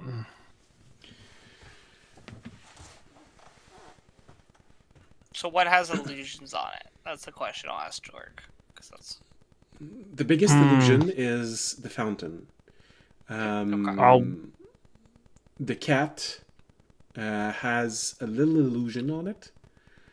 And the sphere of energy has connection to probably another plane of existence. I'll let him know. Okay, so let's look in the fountain then. If you can't see it from your angle, let's look in the. Yeah, looks like a fountain. Because it should Forward make all to looking. illusions transparent, so you should be able to just see through. Like, the illusions don't even exist. So if you're just not at the right angle to see in the fountain. Remy, do you follow? I don't like how you ask that. Yeah.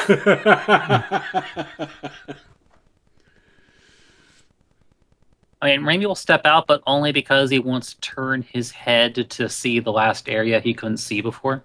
Okay, so you want to go to a place where you can see the last area. Okay. Because he wants to have all the information about this room that he can. All right. So,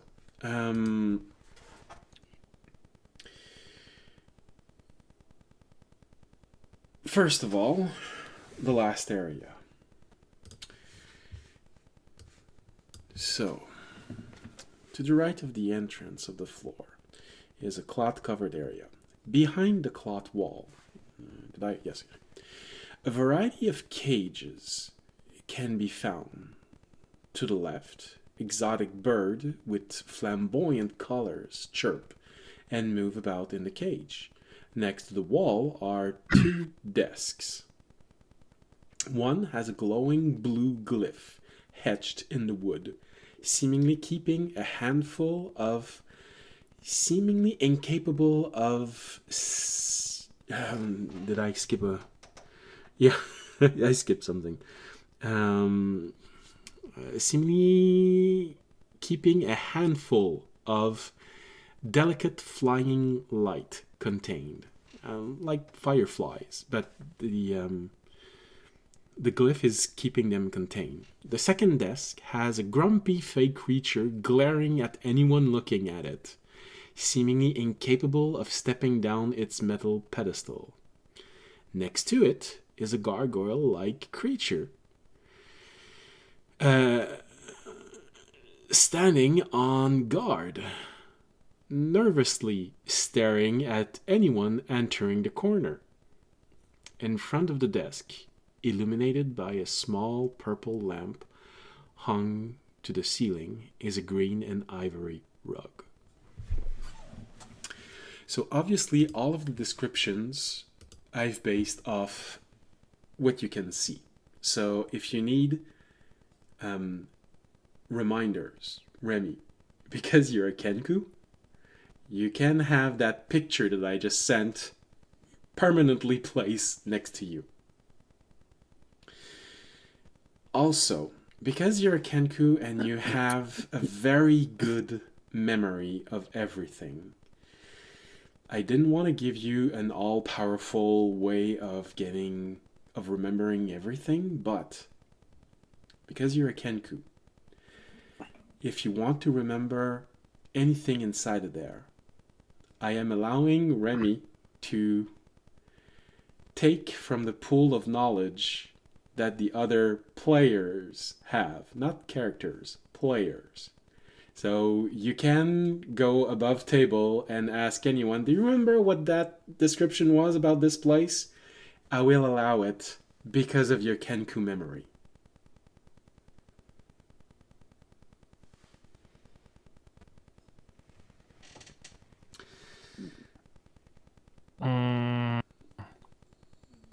Now you have every single information.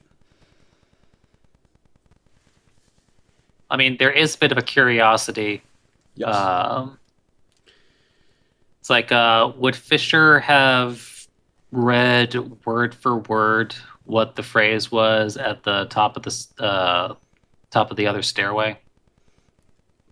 Fisher, did you repeat what I said? Word for word? Or did you interpret it? I believe I repeated it word for word. Okay.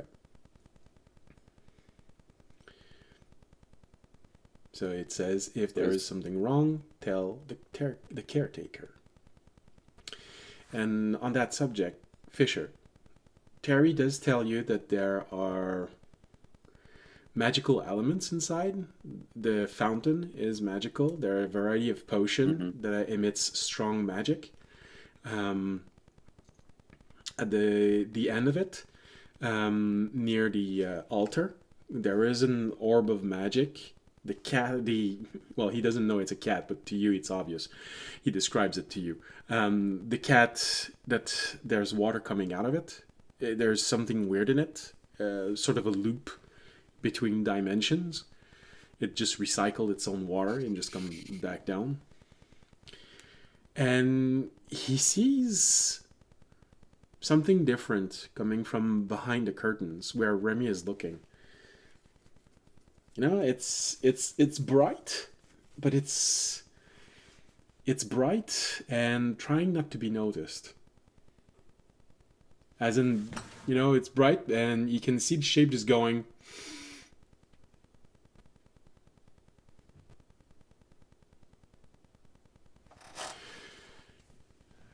And Terry does tell you that this room feels too heavy. As if it's a permanent fixture in space. Unmovable. Like if the tower fell, the room would still be here. More than that. It wouldn't only still be here, it would still be here with everything exactly where it is right now.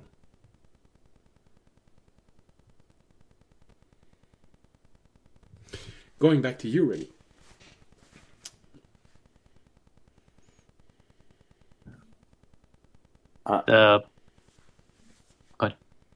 Good. Just because I gotta, you know, at least try the door before you think about anything else. Is there anything preventing us just walking up the stairs? That you can see, that Terry can see, that anyone can see? What do you do when you reach the other side and go to the stairs? I just look first. And do you use Terry like a flashlight, you know? Look. Pretty much. All right, it takes you a moment, so I'm just going to go with Remy. What did you plan to do with that little area? Like, well, because Remy doesn't really like the fact that, because like it seems like a curious decision to write the arcane sigils in the way that they did, which tells me that there is a double meaning to it. So if he was told exactly what it's actually supposed to say, Remy would like to see if he can maybe notice a pattern with all the parts that are different from how it's supposed to be.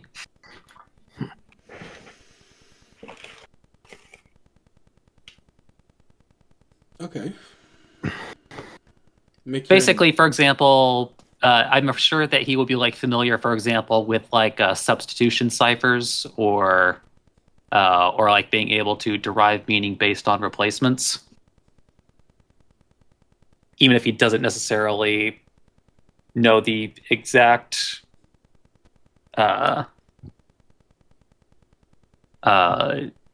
purpose of it. Okay. Make your investigation roll, and I'll go back to Fisher and answer him.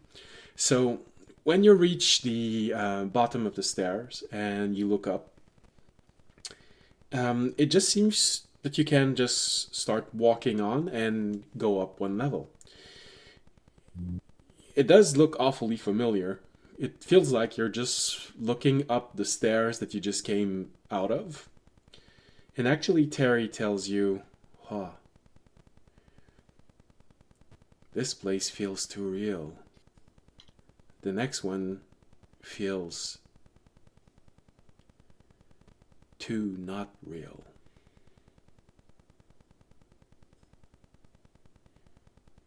The next level? Yeah. It's weird. He looks at it, it's just a glob of energy. It's just energy. that has mass. And the stairs, it feels like they don't go anywhere. Yet they go everywhere.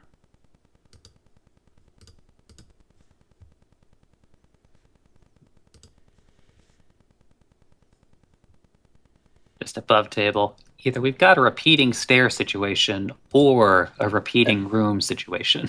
Yeah, I was thinking we might have like an elevator situation. Oh no, that's the thing. I'm fully certain that this place probably can function like being able to go from one place to another. And the stairway is really just a distractor for anybody who might come in without knowing that secret. Yeah. And further still, the fountain in the center probably controls it. But we need to like look around the room to see how to get the fountain to do what we want. So, going to the fountain, because you gave me the opportunity to go there, and audience asked Jorg, look in the fountain.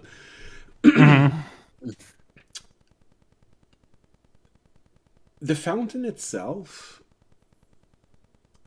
it's sort of weird. You're looking into the fountain, and it's the illusion is the clearness of it. Audience can see a very clear, transparent water. Actually, audience, make an investigation roll for me to see if you notice something. 3. So, Jorg, audience, you look inside. It's pretty. It's clear water. You almost feel like you want to drink it. Jorg, make an investigation roll for me, please. Please roll higher than 3. Okay, well that was a 4 plus 0, so 4. I mean, he did Mission what you asked accomplished. for. You can't be mad at him. I mean, I don't think you're concentrating on anything right now. You could guide yourself. Oh yeah, I'll cast guidance on myself for that extra. How about 5? How's that? All right. So grand total 5 is the floor for a grand very total of easy DC. So the gem allows you to see. The gem allows you to see that there is an illusion. Audience see a really beautiful water. It's almost like normally you'd encounter this kind of spring in nature, and you just would want to drink it. But now I'm hoping audience sort of knows that it's probably not a good idea to just drink it without knowing what's inside. But it's that beautiful and clear and sparkly. Jorg, you're looking into it, and it's not as pretty. But because of the gem of seeing, you're noticing that the illusion is simply to make the entire fountain more attractive. It's essentially just a huge glamour illusion. It makes the water sparkly. It makes the sound is enhanced. But it's an illusion. It's a normal fountain. You're looking into it. It's normal water inside of it. It's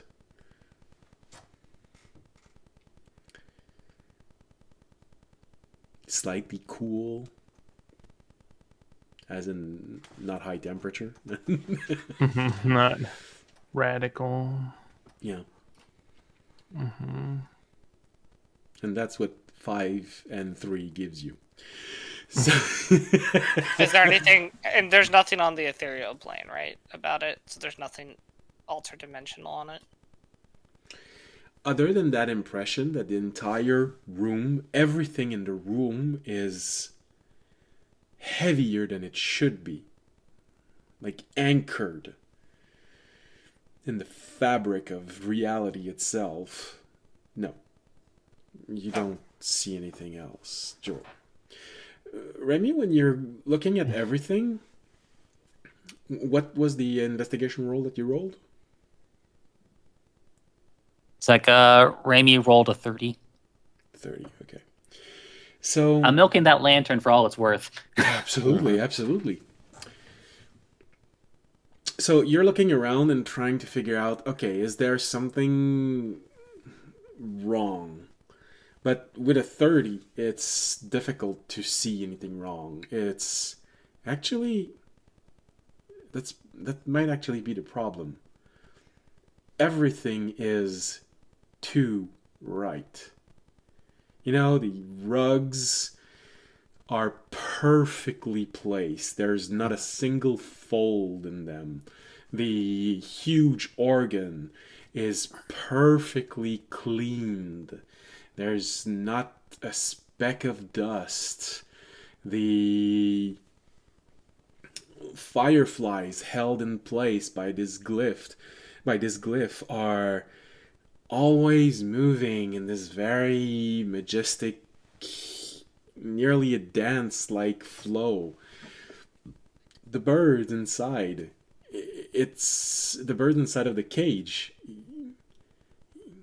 It's so pretty, but it's always pretty. There's no dissonant note. Usually birds, there is something a little bit not necessarily perfectly placed, but now it feels like someone's playing a musical instrument and it's just coming out of the birds. That's how perfect their song is.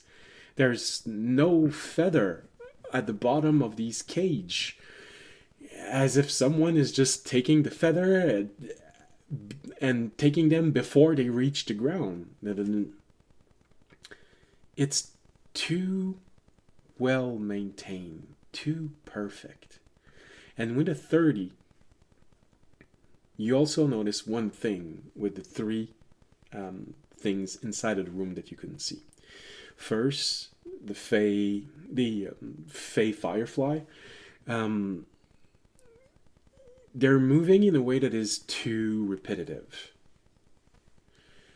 The Fey creature that is sort of stuck on a pedestal and looking at you as if it wanted to murder you.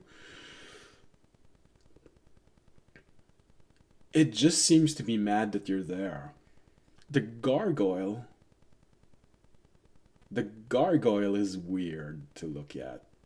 Because the moment it notices you looking, it just goes... and it sees that you're still watching.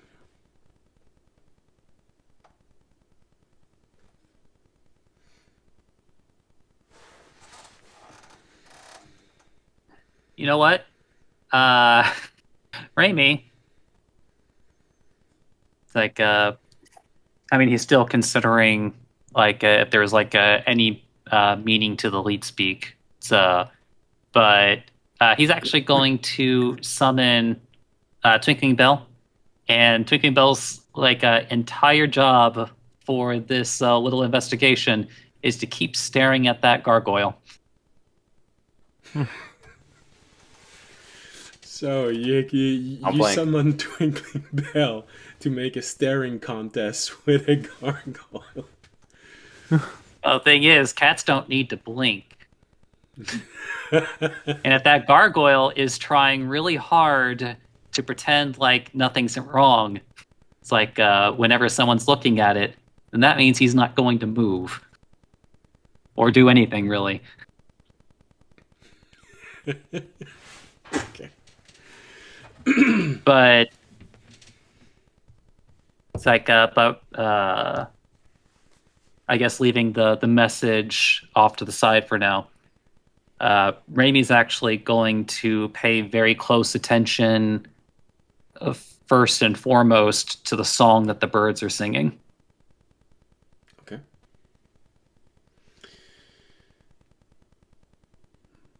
It's pretty in every way possible. It's too pretty. to perfect. It's just like above table. Remy's starting to think that everything is perfectly placed so that everything is in place to solve multiple puzzles. And Rainy wonders if, for example, the bird's song is meant to be played on the organ. Oh. Mhm. And the reason why he believes that is that if the bird's song, if it needs to play a particular song on the organ, then it would be bad if the only hint or reminder are the birds not singing the way that they should be.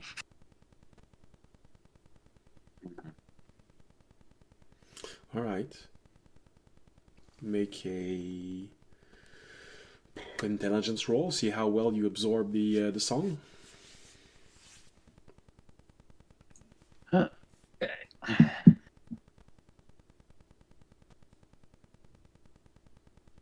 I only get a 14. Okay. It's difficult because there are a lot of birds, and it feels like it's nearly in symphony to hear them all. And you realize that they're also moving inside, and where they're placed change slightly the pitch. So you're trying to look at this, and it's also distracting because they're very colorful birds. So there's always a few moments where you go to, oh, this is so pretty. Listen to the music. Actually, would it be easier if Raimi closed his eyes? Well, I'm just justifying why you rolled a 14. So. Okay. Okay. I just wasn't sure if like that's the whole like source of the difficulty, the fact that you get distracted by just how pretty it is. But let's say that you realize this too late. I should have closed my eyes. So, what else are you all doing while this is happening? Remy has a cat doing a staring contest with a gargoyle. He's trying to memorize the music. Nag is just walking around looking at things. Not sure what he's supposed to do right now.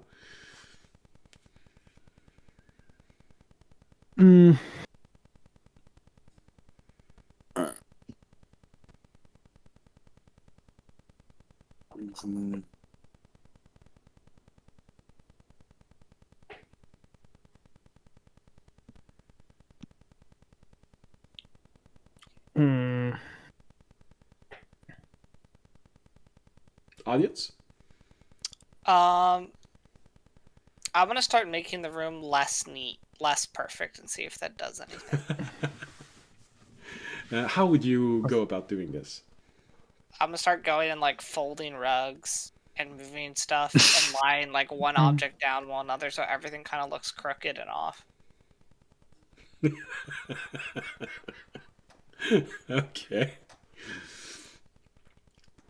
Fisher turns around after audience has moved like 6 different things, and he's like, "Fuck!" Yeah, it's because he moved up. He started moving the rug where there's the fireplace. He took a coin on the table, and then he goes to the tea and food area, and he takes a big bite out of the pudding that is at the end of the table. I did not take a bite out of anything, Okay. but You shove the coin that you took on the table inside of the pudding.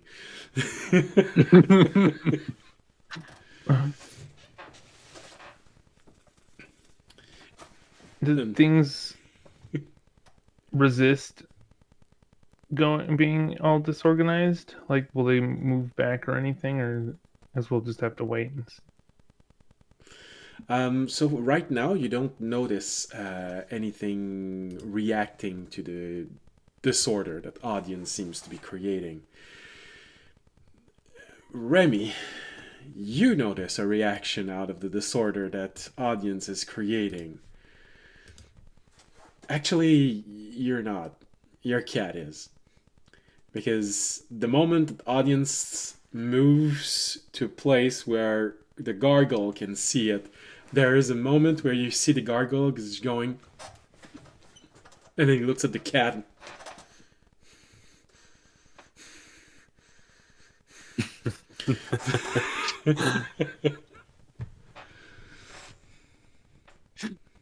Did I get it right on the head? He's not gonna move as somebody's looking at him. Top notch. But he seems to be getting pissed. You can notice that his breathing, although he doesn't actually has breathing, but his simulated breathing has increased. He looks mad while audience is ruffling things. You just see him take vengeance on the other Kenku that he met, and he takes his finger that still has a little bit of pudding on it because he shoved a coin inside of it, and he goes to the library and he starts tracing signs on top of the book with what's left of the pudding. You just see the gargoyle. He stares at the cat.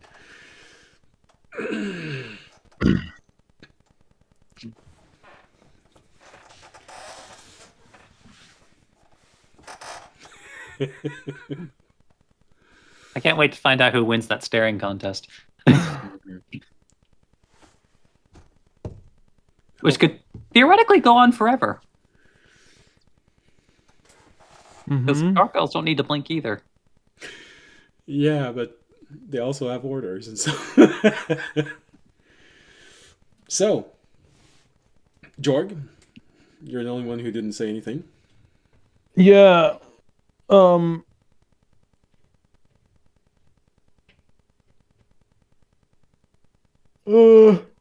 really know what to do. I was thinking like in a weird sense, what if everything's perfectly placed because we're occupying multiple rooms, which is why it's heavy, and every object in the room like overlaps so that you're kind of in this like, I don't know, quantum superposition of being in multiple rooms. But you don't know what to that do with doesn't that. yeah, I don't really know what to do with that. So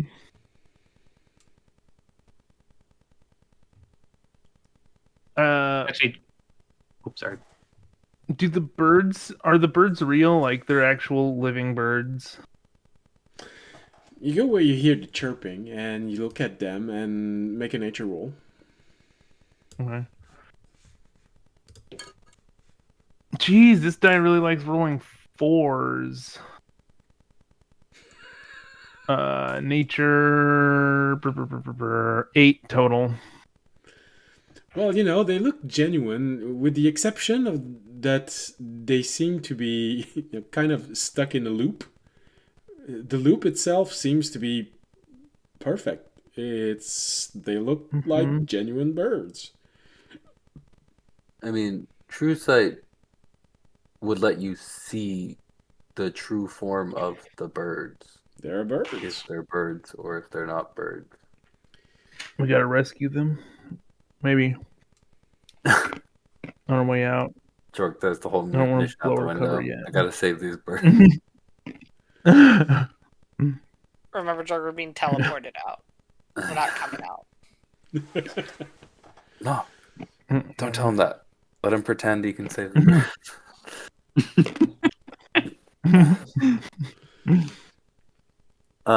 You mentioned multiple potions, if I remember correctly. Yeah, there is a Throughout the potion room. brewing desk.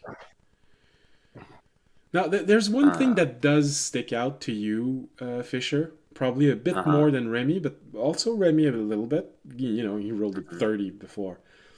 If this is the actual mage sanctum, there's a huge part of it missing. So, is this the actual sanctum, or is this, I don't know, an outer sanctum, a pre-sanctum, a waiting area before the sanctum? Yeah.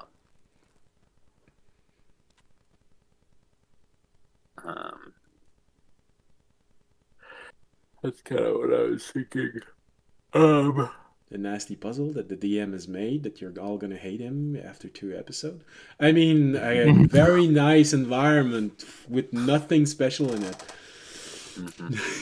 Why would the Wizard Tower have a puzzle in it? That's ridiculous. Well,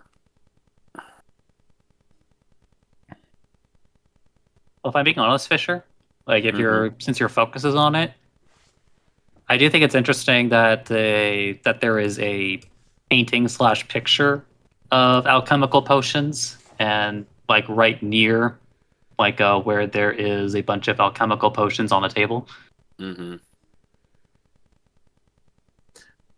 Yeah, I'm gonna head over there. Can I see the stuff? Is the stuff on the table in the painting? No, they're different things.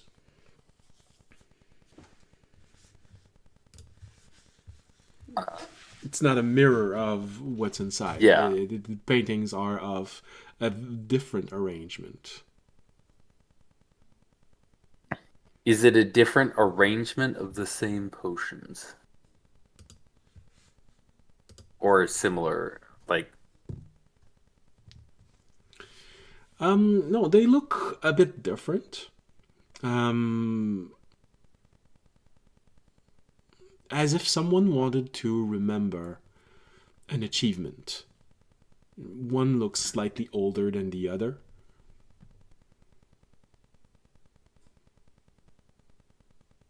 Okay. How many potions are on the table? 1, 2, 3, 4, 5, 6, 7, 8, 9, 10, 11, 12, 13, 14. There are 14 potions. 5 of them seem to be in the process of being made. The others seem complete.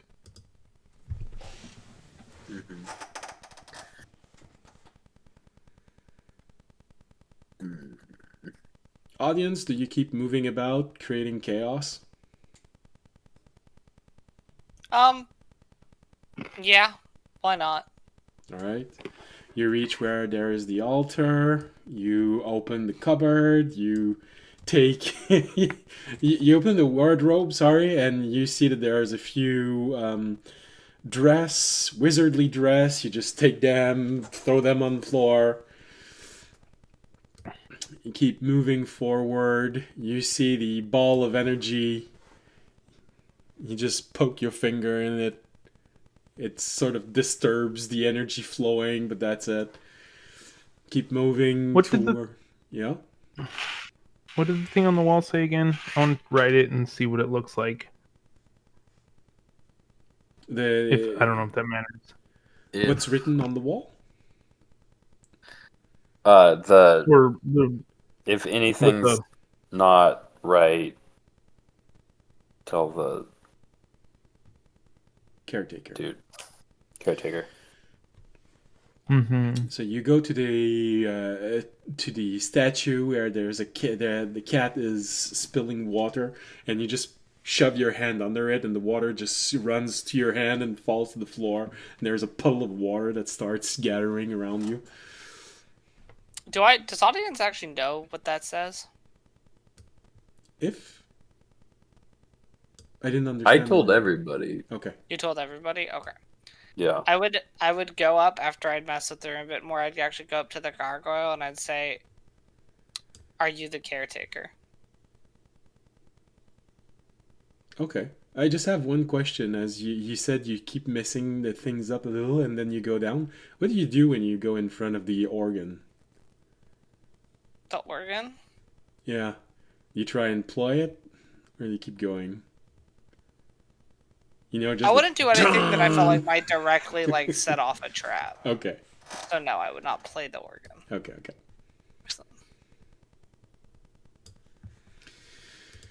So real quick, Dun dun dun. No. There are still guards somewhere around here. Like, I'm not. So you move down. Remy, you're there memorizing the entire musical number of the birds, and why not? Trying to figure out where they go, and maybe it has something to do. You're not sure. Georg still staring at the birds. They look genuine. You almost feels like you want to reach inside and touch one.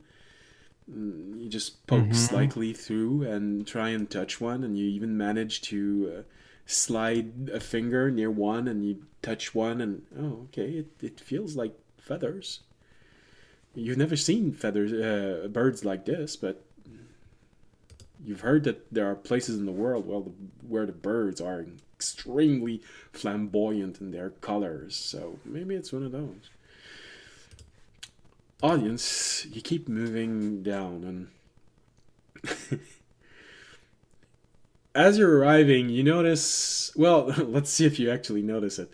Make a perception roll as audience arrives next to that gargoyle. 17. 17. All right. So as you're approaching the gargoyle, and you just see it go. You notice that a lot of its anger is directed directly at you. Yeah. That's fine. Are you the guardian? Or the caretaker? Sorry, not the guardian. Are you the caretaker? Let's see if I can talk. And you actually hear the as it's trying not to say anything. Fine. Ah, jeez, stop touching everything. I want to report that there's a lot wrong with this room. Yeah, you. Cool. So how do you get me to leave this room? I'm not preventing you from doing anything. You can just go back to where you came from, or you move on. The stairs are open. I don't want to take the stairs. Well, there's only two ways, up or down. Are the stairs the only way to move up or down, though? Well, unless you're planning to try and climb the outside of the tower, which I don't recommend. Yeah. Oh, wait, it can't move. No, is it worth levels? I could cast a... I'll roll an insight. That's what I'll do. I'll try and see if I think this thing can lie.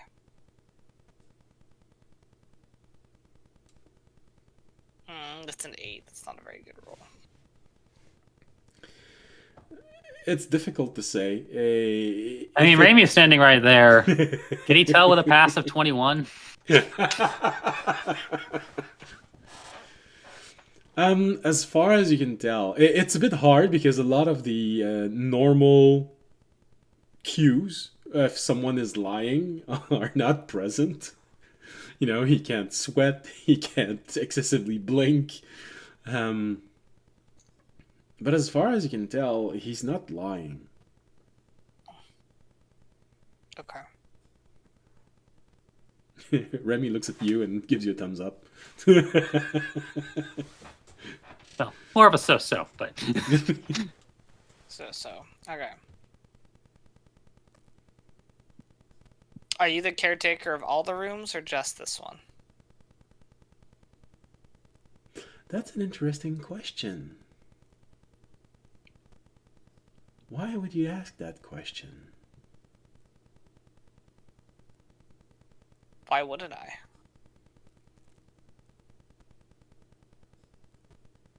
Well, there's a lot of interesting things on this, but I'm pretty sure you don't have what it takes to talk about the metaphysical elements that you've just implied. But yes, I take care of this room. And You know, other than the utter chaos that you've made, and it's gonna take me hours to clean everything up. I am the person that you're supposed to tell if there's something wrong.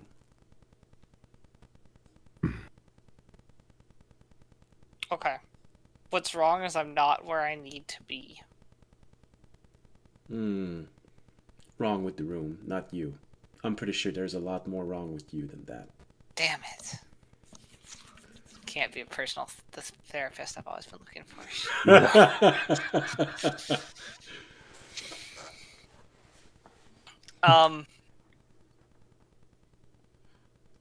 The room is too real. Isn't What that if a I good say thing? that?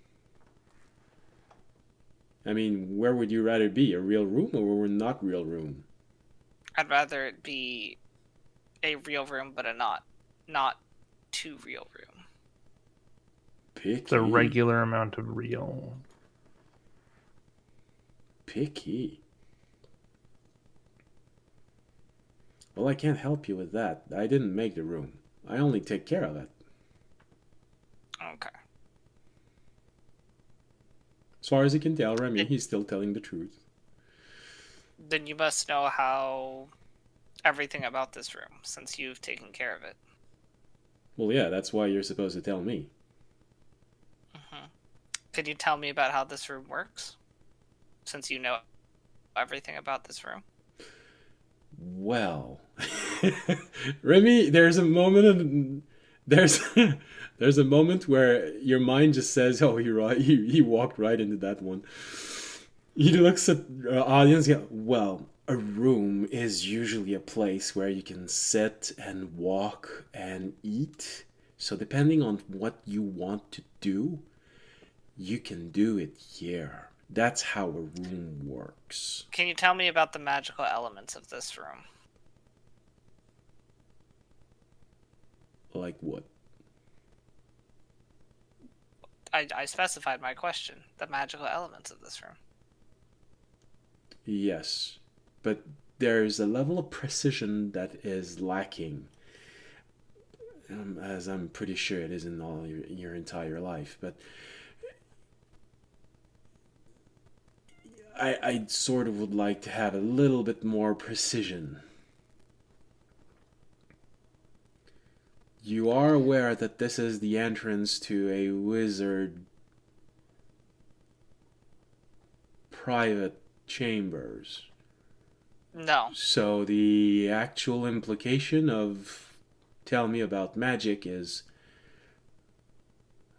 a bit far-reaching. I wasn't aware. I'm actually lost. Yeah, no, now I know you're the one lying, so. I can roll a deception on that.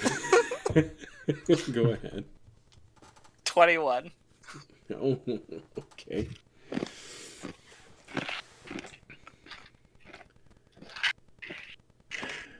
You may be telling the truth, but I highly doubt it. You roll a 23. Damn it. I highly Then doubt just it. let us out. We don't want to go out. No, that's true. But I thought it'd be funny if he thought I was actually lost. I mean, you gotta take everything into context. You know, you're inside of a castle on top of a tower. If you're actually lost, well, you're maybe lost going here, but you're not lost going inside of a castle. You're here because you want something that's on inside of the castle. Whether that's talking I have to a the... question. Yes. What would happen if we attached a lever to you that turned off magic and then pulled it? Would you die? I don't know. I've never tried. But then you'd lose a caretaker.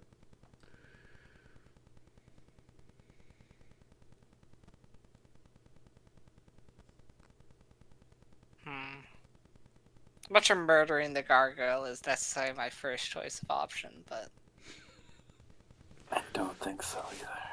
I could be persuaded down that route. No.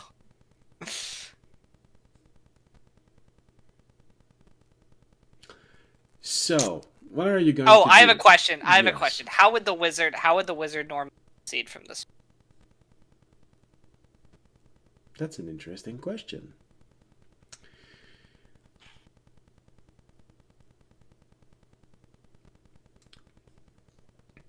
Well, he would ask me about this room. And then I would tell him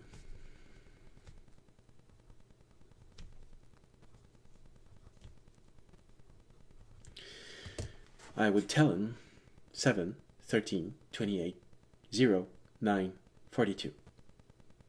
And then he'd leave me alone.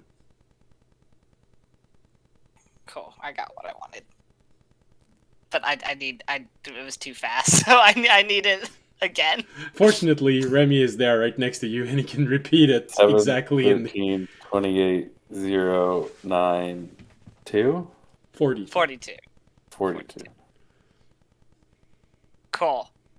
I'll look at everyone else. I'll be like, okay, I did my one useful thing. Figure it out. I did my talking portion. The rest of you guys figure it out.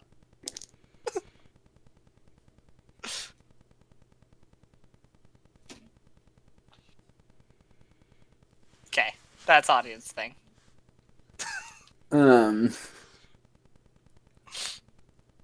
So here's the thing. For you, Fisher, it probably means more than for them, but also it means less. Because you know that every single wizard has a way to deactivate defenses. Yeah. Or know exactly how to maneuver around everything. So that's probably something that means something for that wizard. But what? It could be the key to a cipher. It could be mathematical in nature. You could have to add, subtract. It could be numerology in nature. So actually, simplification of numbers. It can be so many things, but you have confirmation that you're about to step into something that the wizard made specifically for people trying to get in. That's his key, so that he doesn't fall into the trap. And that's as far as that's gonna help you right now.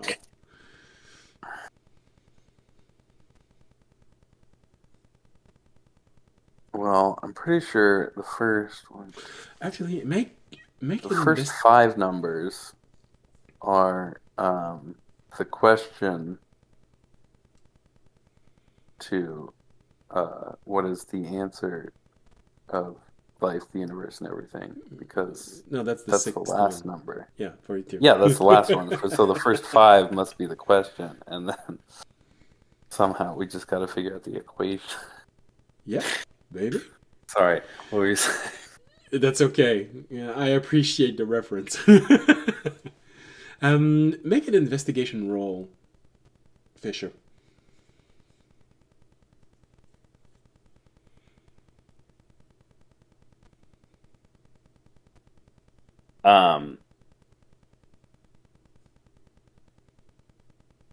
Plus 8 is 18. 18. It's sort of weird how everything goes inside. Well, since Remy, you're there and you have in exactly the same information, and you also have arcane knowledge. Slowly, Fisher is distancing you in arcane knowledge, but you still have enough to sort of puzzle things as he is doing. So you can also make an investigation roll. Okie doke.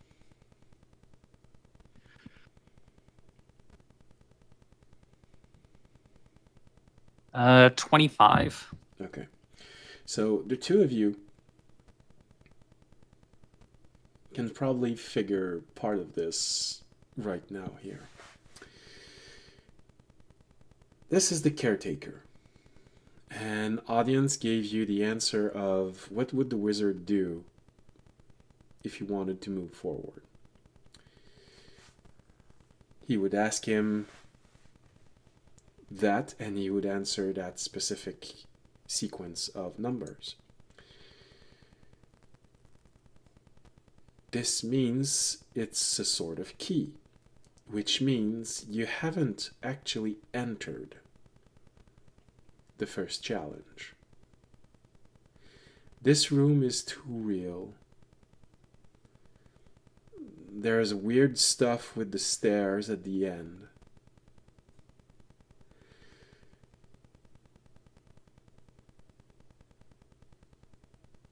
The caretaker is supposed to put everything back into its place. This is your reference room.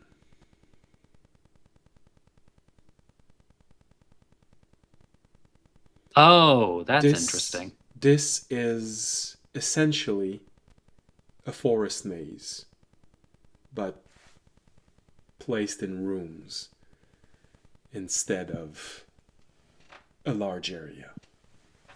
This is your reference room. The magic starts in the next one.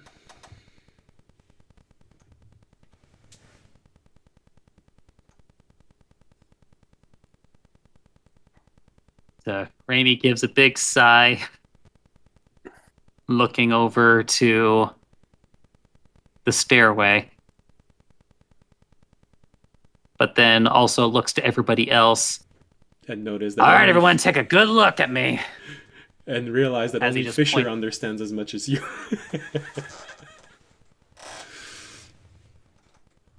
All right, everyone looks at me. Keep going. And then Raimi is going to point to his eyes, and then he's going to point to the general room around him. And then he's going to make a stop motion, and he's going to point up at the stairway.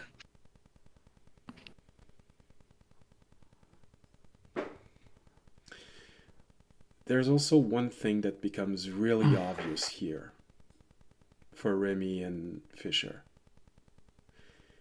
The wizard has most likely been warned in some way that you entered. This is a way to make you waste time. But it's unavoidable.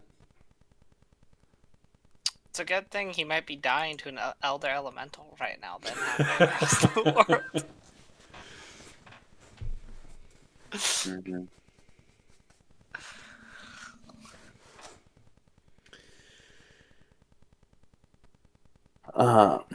So we have to memorize how everything is in this room, go to the next room, find what's wrong, and tell the gargoyle in that room what's wrong.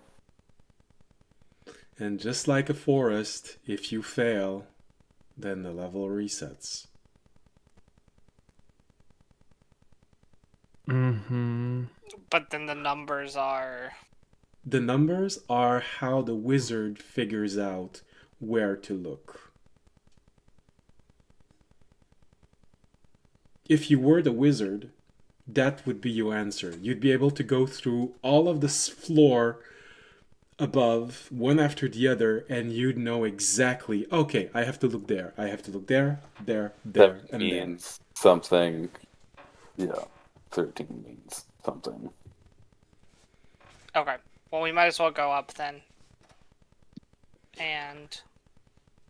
Judging from what you know from the outside, that there were roughly between 14 and 10 floors. You went up 2 floors. So there is between 8 and 12 floors of this memory game.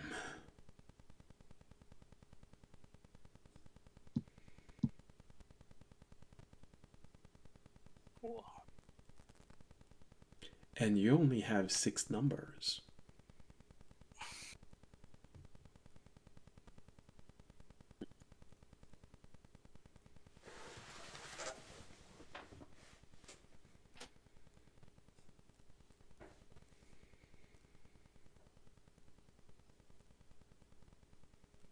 Okay, well, let's go. It also might only be a memory game for 6 floors, and there might be other stuff. It's also possible. True.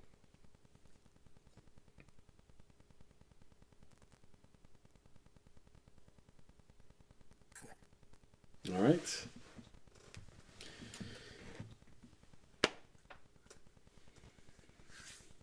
All right, we'll go up to the next room. Our audience will start walking So, up to the next room. since all of this is a huge memory game, and you won't complete this tonight, I am giving you an option. If you want, I can repeat the entire Sanctum description once. But you have to promise me that between games, you won't go back and listen to me describe it. I'm allowing you to take as many notes as you can while I am talking. What I said about Remy being a Kenku, giving him the ability to ask any of the players, do you remember this? Do you remember that? It's still active, and it's because he's a Kenku. And you have the picture that I gave you as reference.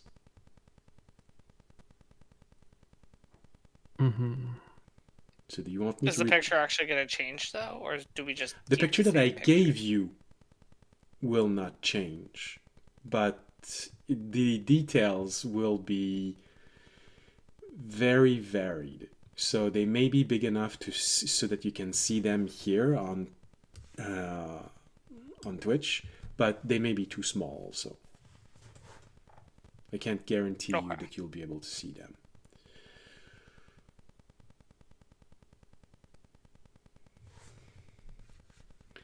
So, do you want me to repeat the entire description? Well, if we're not...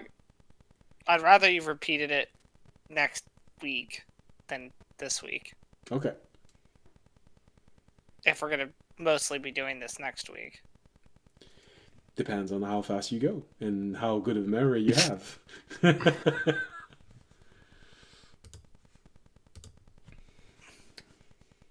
Well, I would also err on the side of, because I know at least 2 people in the call who start to fade when they get tired. Well, you see Fisher slowly sinking as he becomes tired. What? Yeah, my point was, I am like, working if a it's lot. going to be a complicated memory, I don't think... If that's how we proceed, I don't think doing that at the end of the stream and then trying to, because Okay. we're not going to remember anything. No by problem, no next- problem. So we will start next episode with you taking one last look in the room, and I will not take into account everything that audience misplaced. Okay. Because I think he was a bit obvious, so you'd realize that, oh no, of course the pudding did not have 2 ears made out of coins.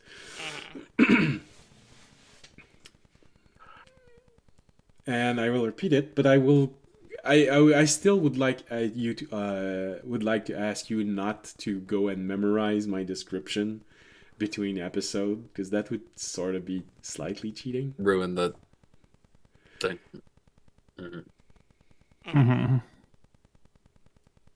So the puzzle is there to make you waste time. So I will not make it hyper obvious. But the goal is not to make you waste 5 episodes. So they will not be extremely subtle either. Okay.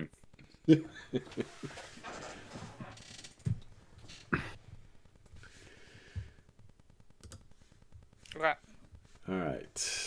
So, well, I think it's a good place to end tonight's episode. Hold on. Campfire. Here we go.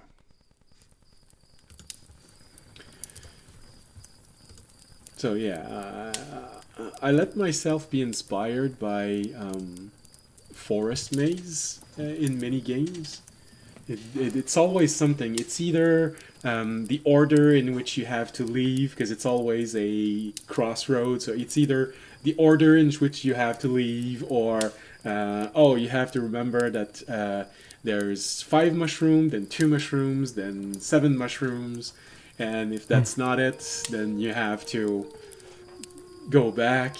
And I let myself be inspired by all of that to create the maze. So it's a forest maze, wizard style. Alright, so thank you for watching. Thank you for being here. Hope you had a pleasant, whatever part of the day it is, wherever you are in the world. Hope to see you again next week. Next Wednesday for the live broadcast. It's 7:30 Western Coast time. The rebroadcast is on Friday, 7:30 Eastern Coast time. I've noticed over time that we've lost a few people from the west, but we've gained people from the east. So maybe it's just leveling out. So, you know, some people were actually watching the western, the broadcasting, but they realize, hey, I live in the east, and there's one at a better time. So if that's the case, nice. If not, okay, I understand. And in between, we have map making, world building, and if you want to talk to me about Dungeons & Dragons, tabletop RPGs in general, I'm always up for it. I may not know the game system that you are talking to me about, but I'm always up for talking about more, learning more. Don't hesitate. Yeah. I really do enjoy it. And that one is at 9:30 Eastern Coast time, because I live in the East Coast. And that is mostly it. Remember, if you want to support us, you've got a multitude of ways. We got Twitch, Twitter, YouTube, Patreon. So leave likes, comments, subscribe, follow, become Patreon. We've even got a link to make donations below the window. So I haven't got a donation in a while. I would really appreciate it. But if you can't do any of those, or if you're already doing all of this, which no one is right now, but still, if you, in the future, you might actually be doing all of this, and you want to do more, well, you can. Just spread the word of the channel. It's very much appreciated, and it helps. So, that's it. That's everything we needed to say. Thank you for being here. Thank you for watching. See you again next week. And as always, stay safe and stay healthy. Good night. Good night. Good night.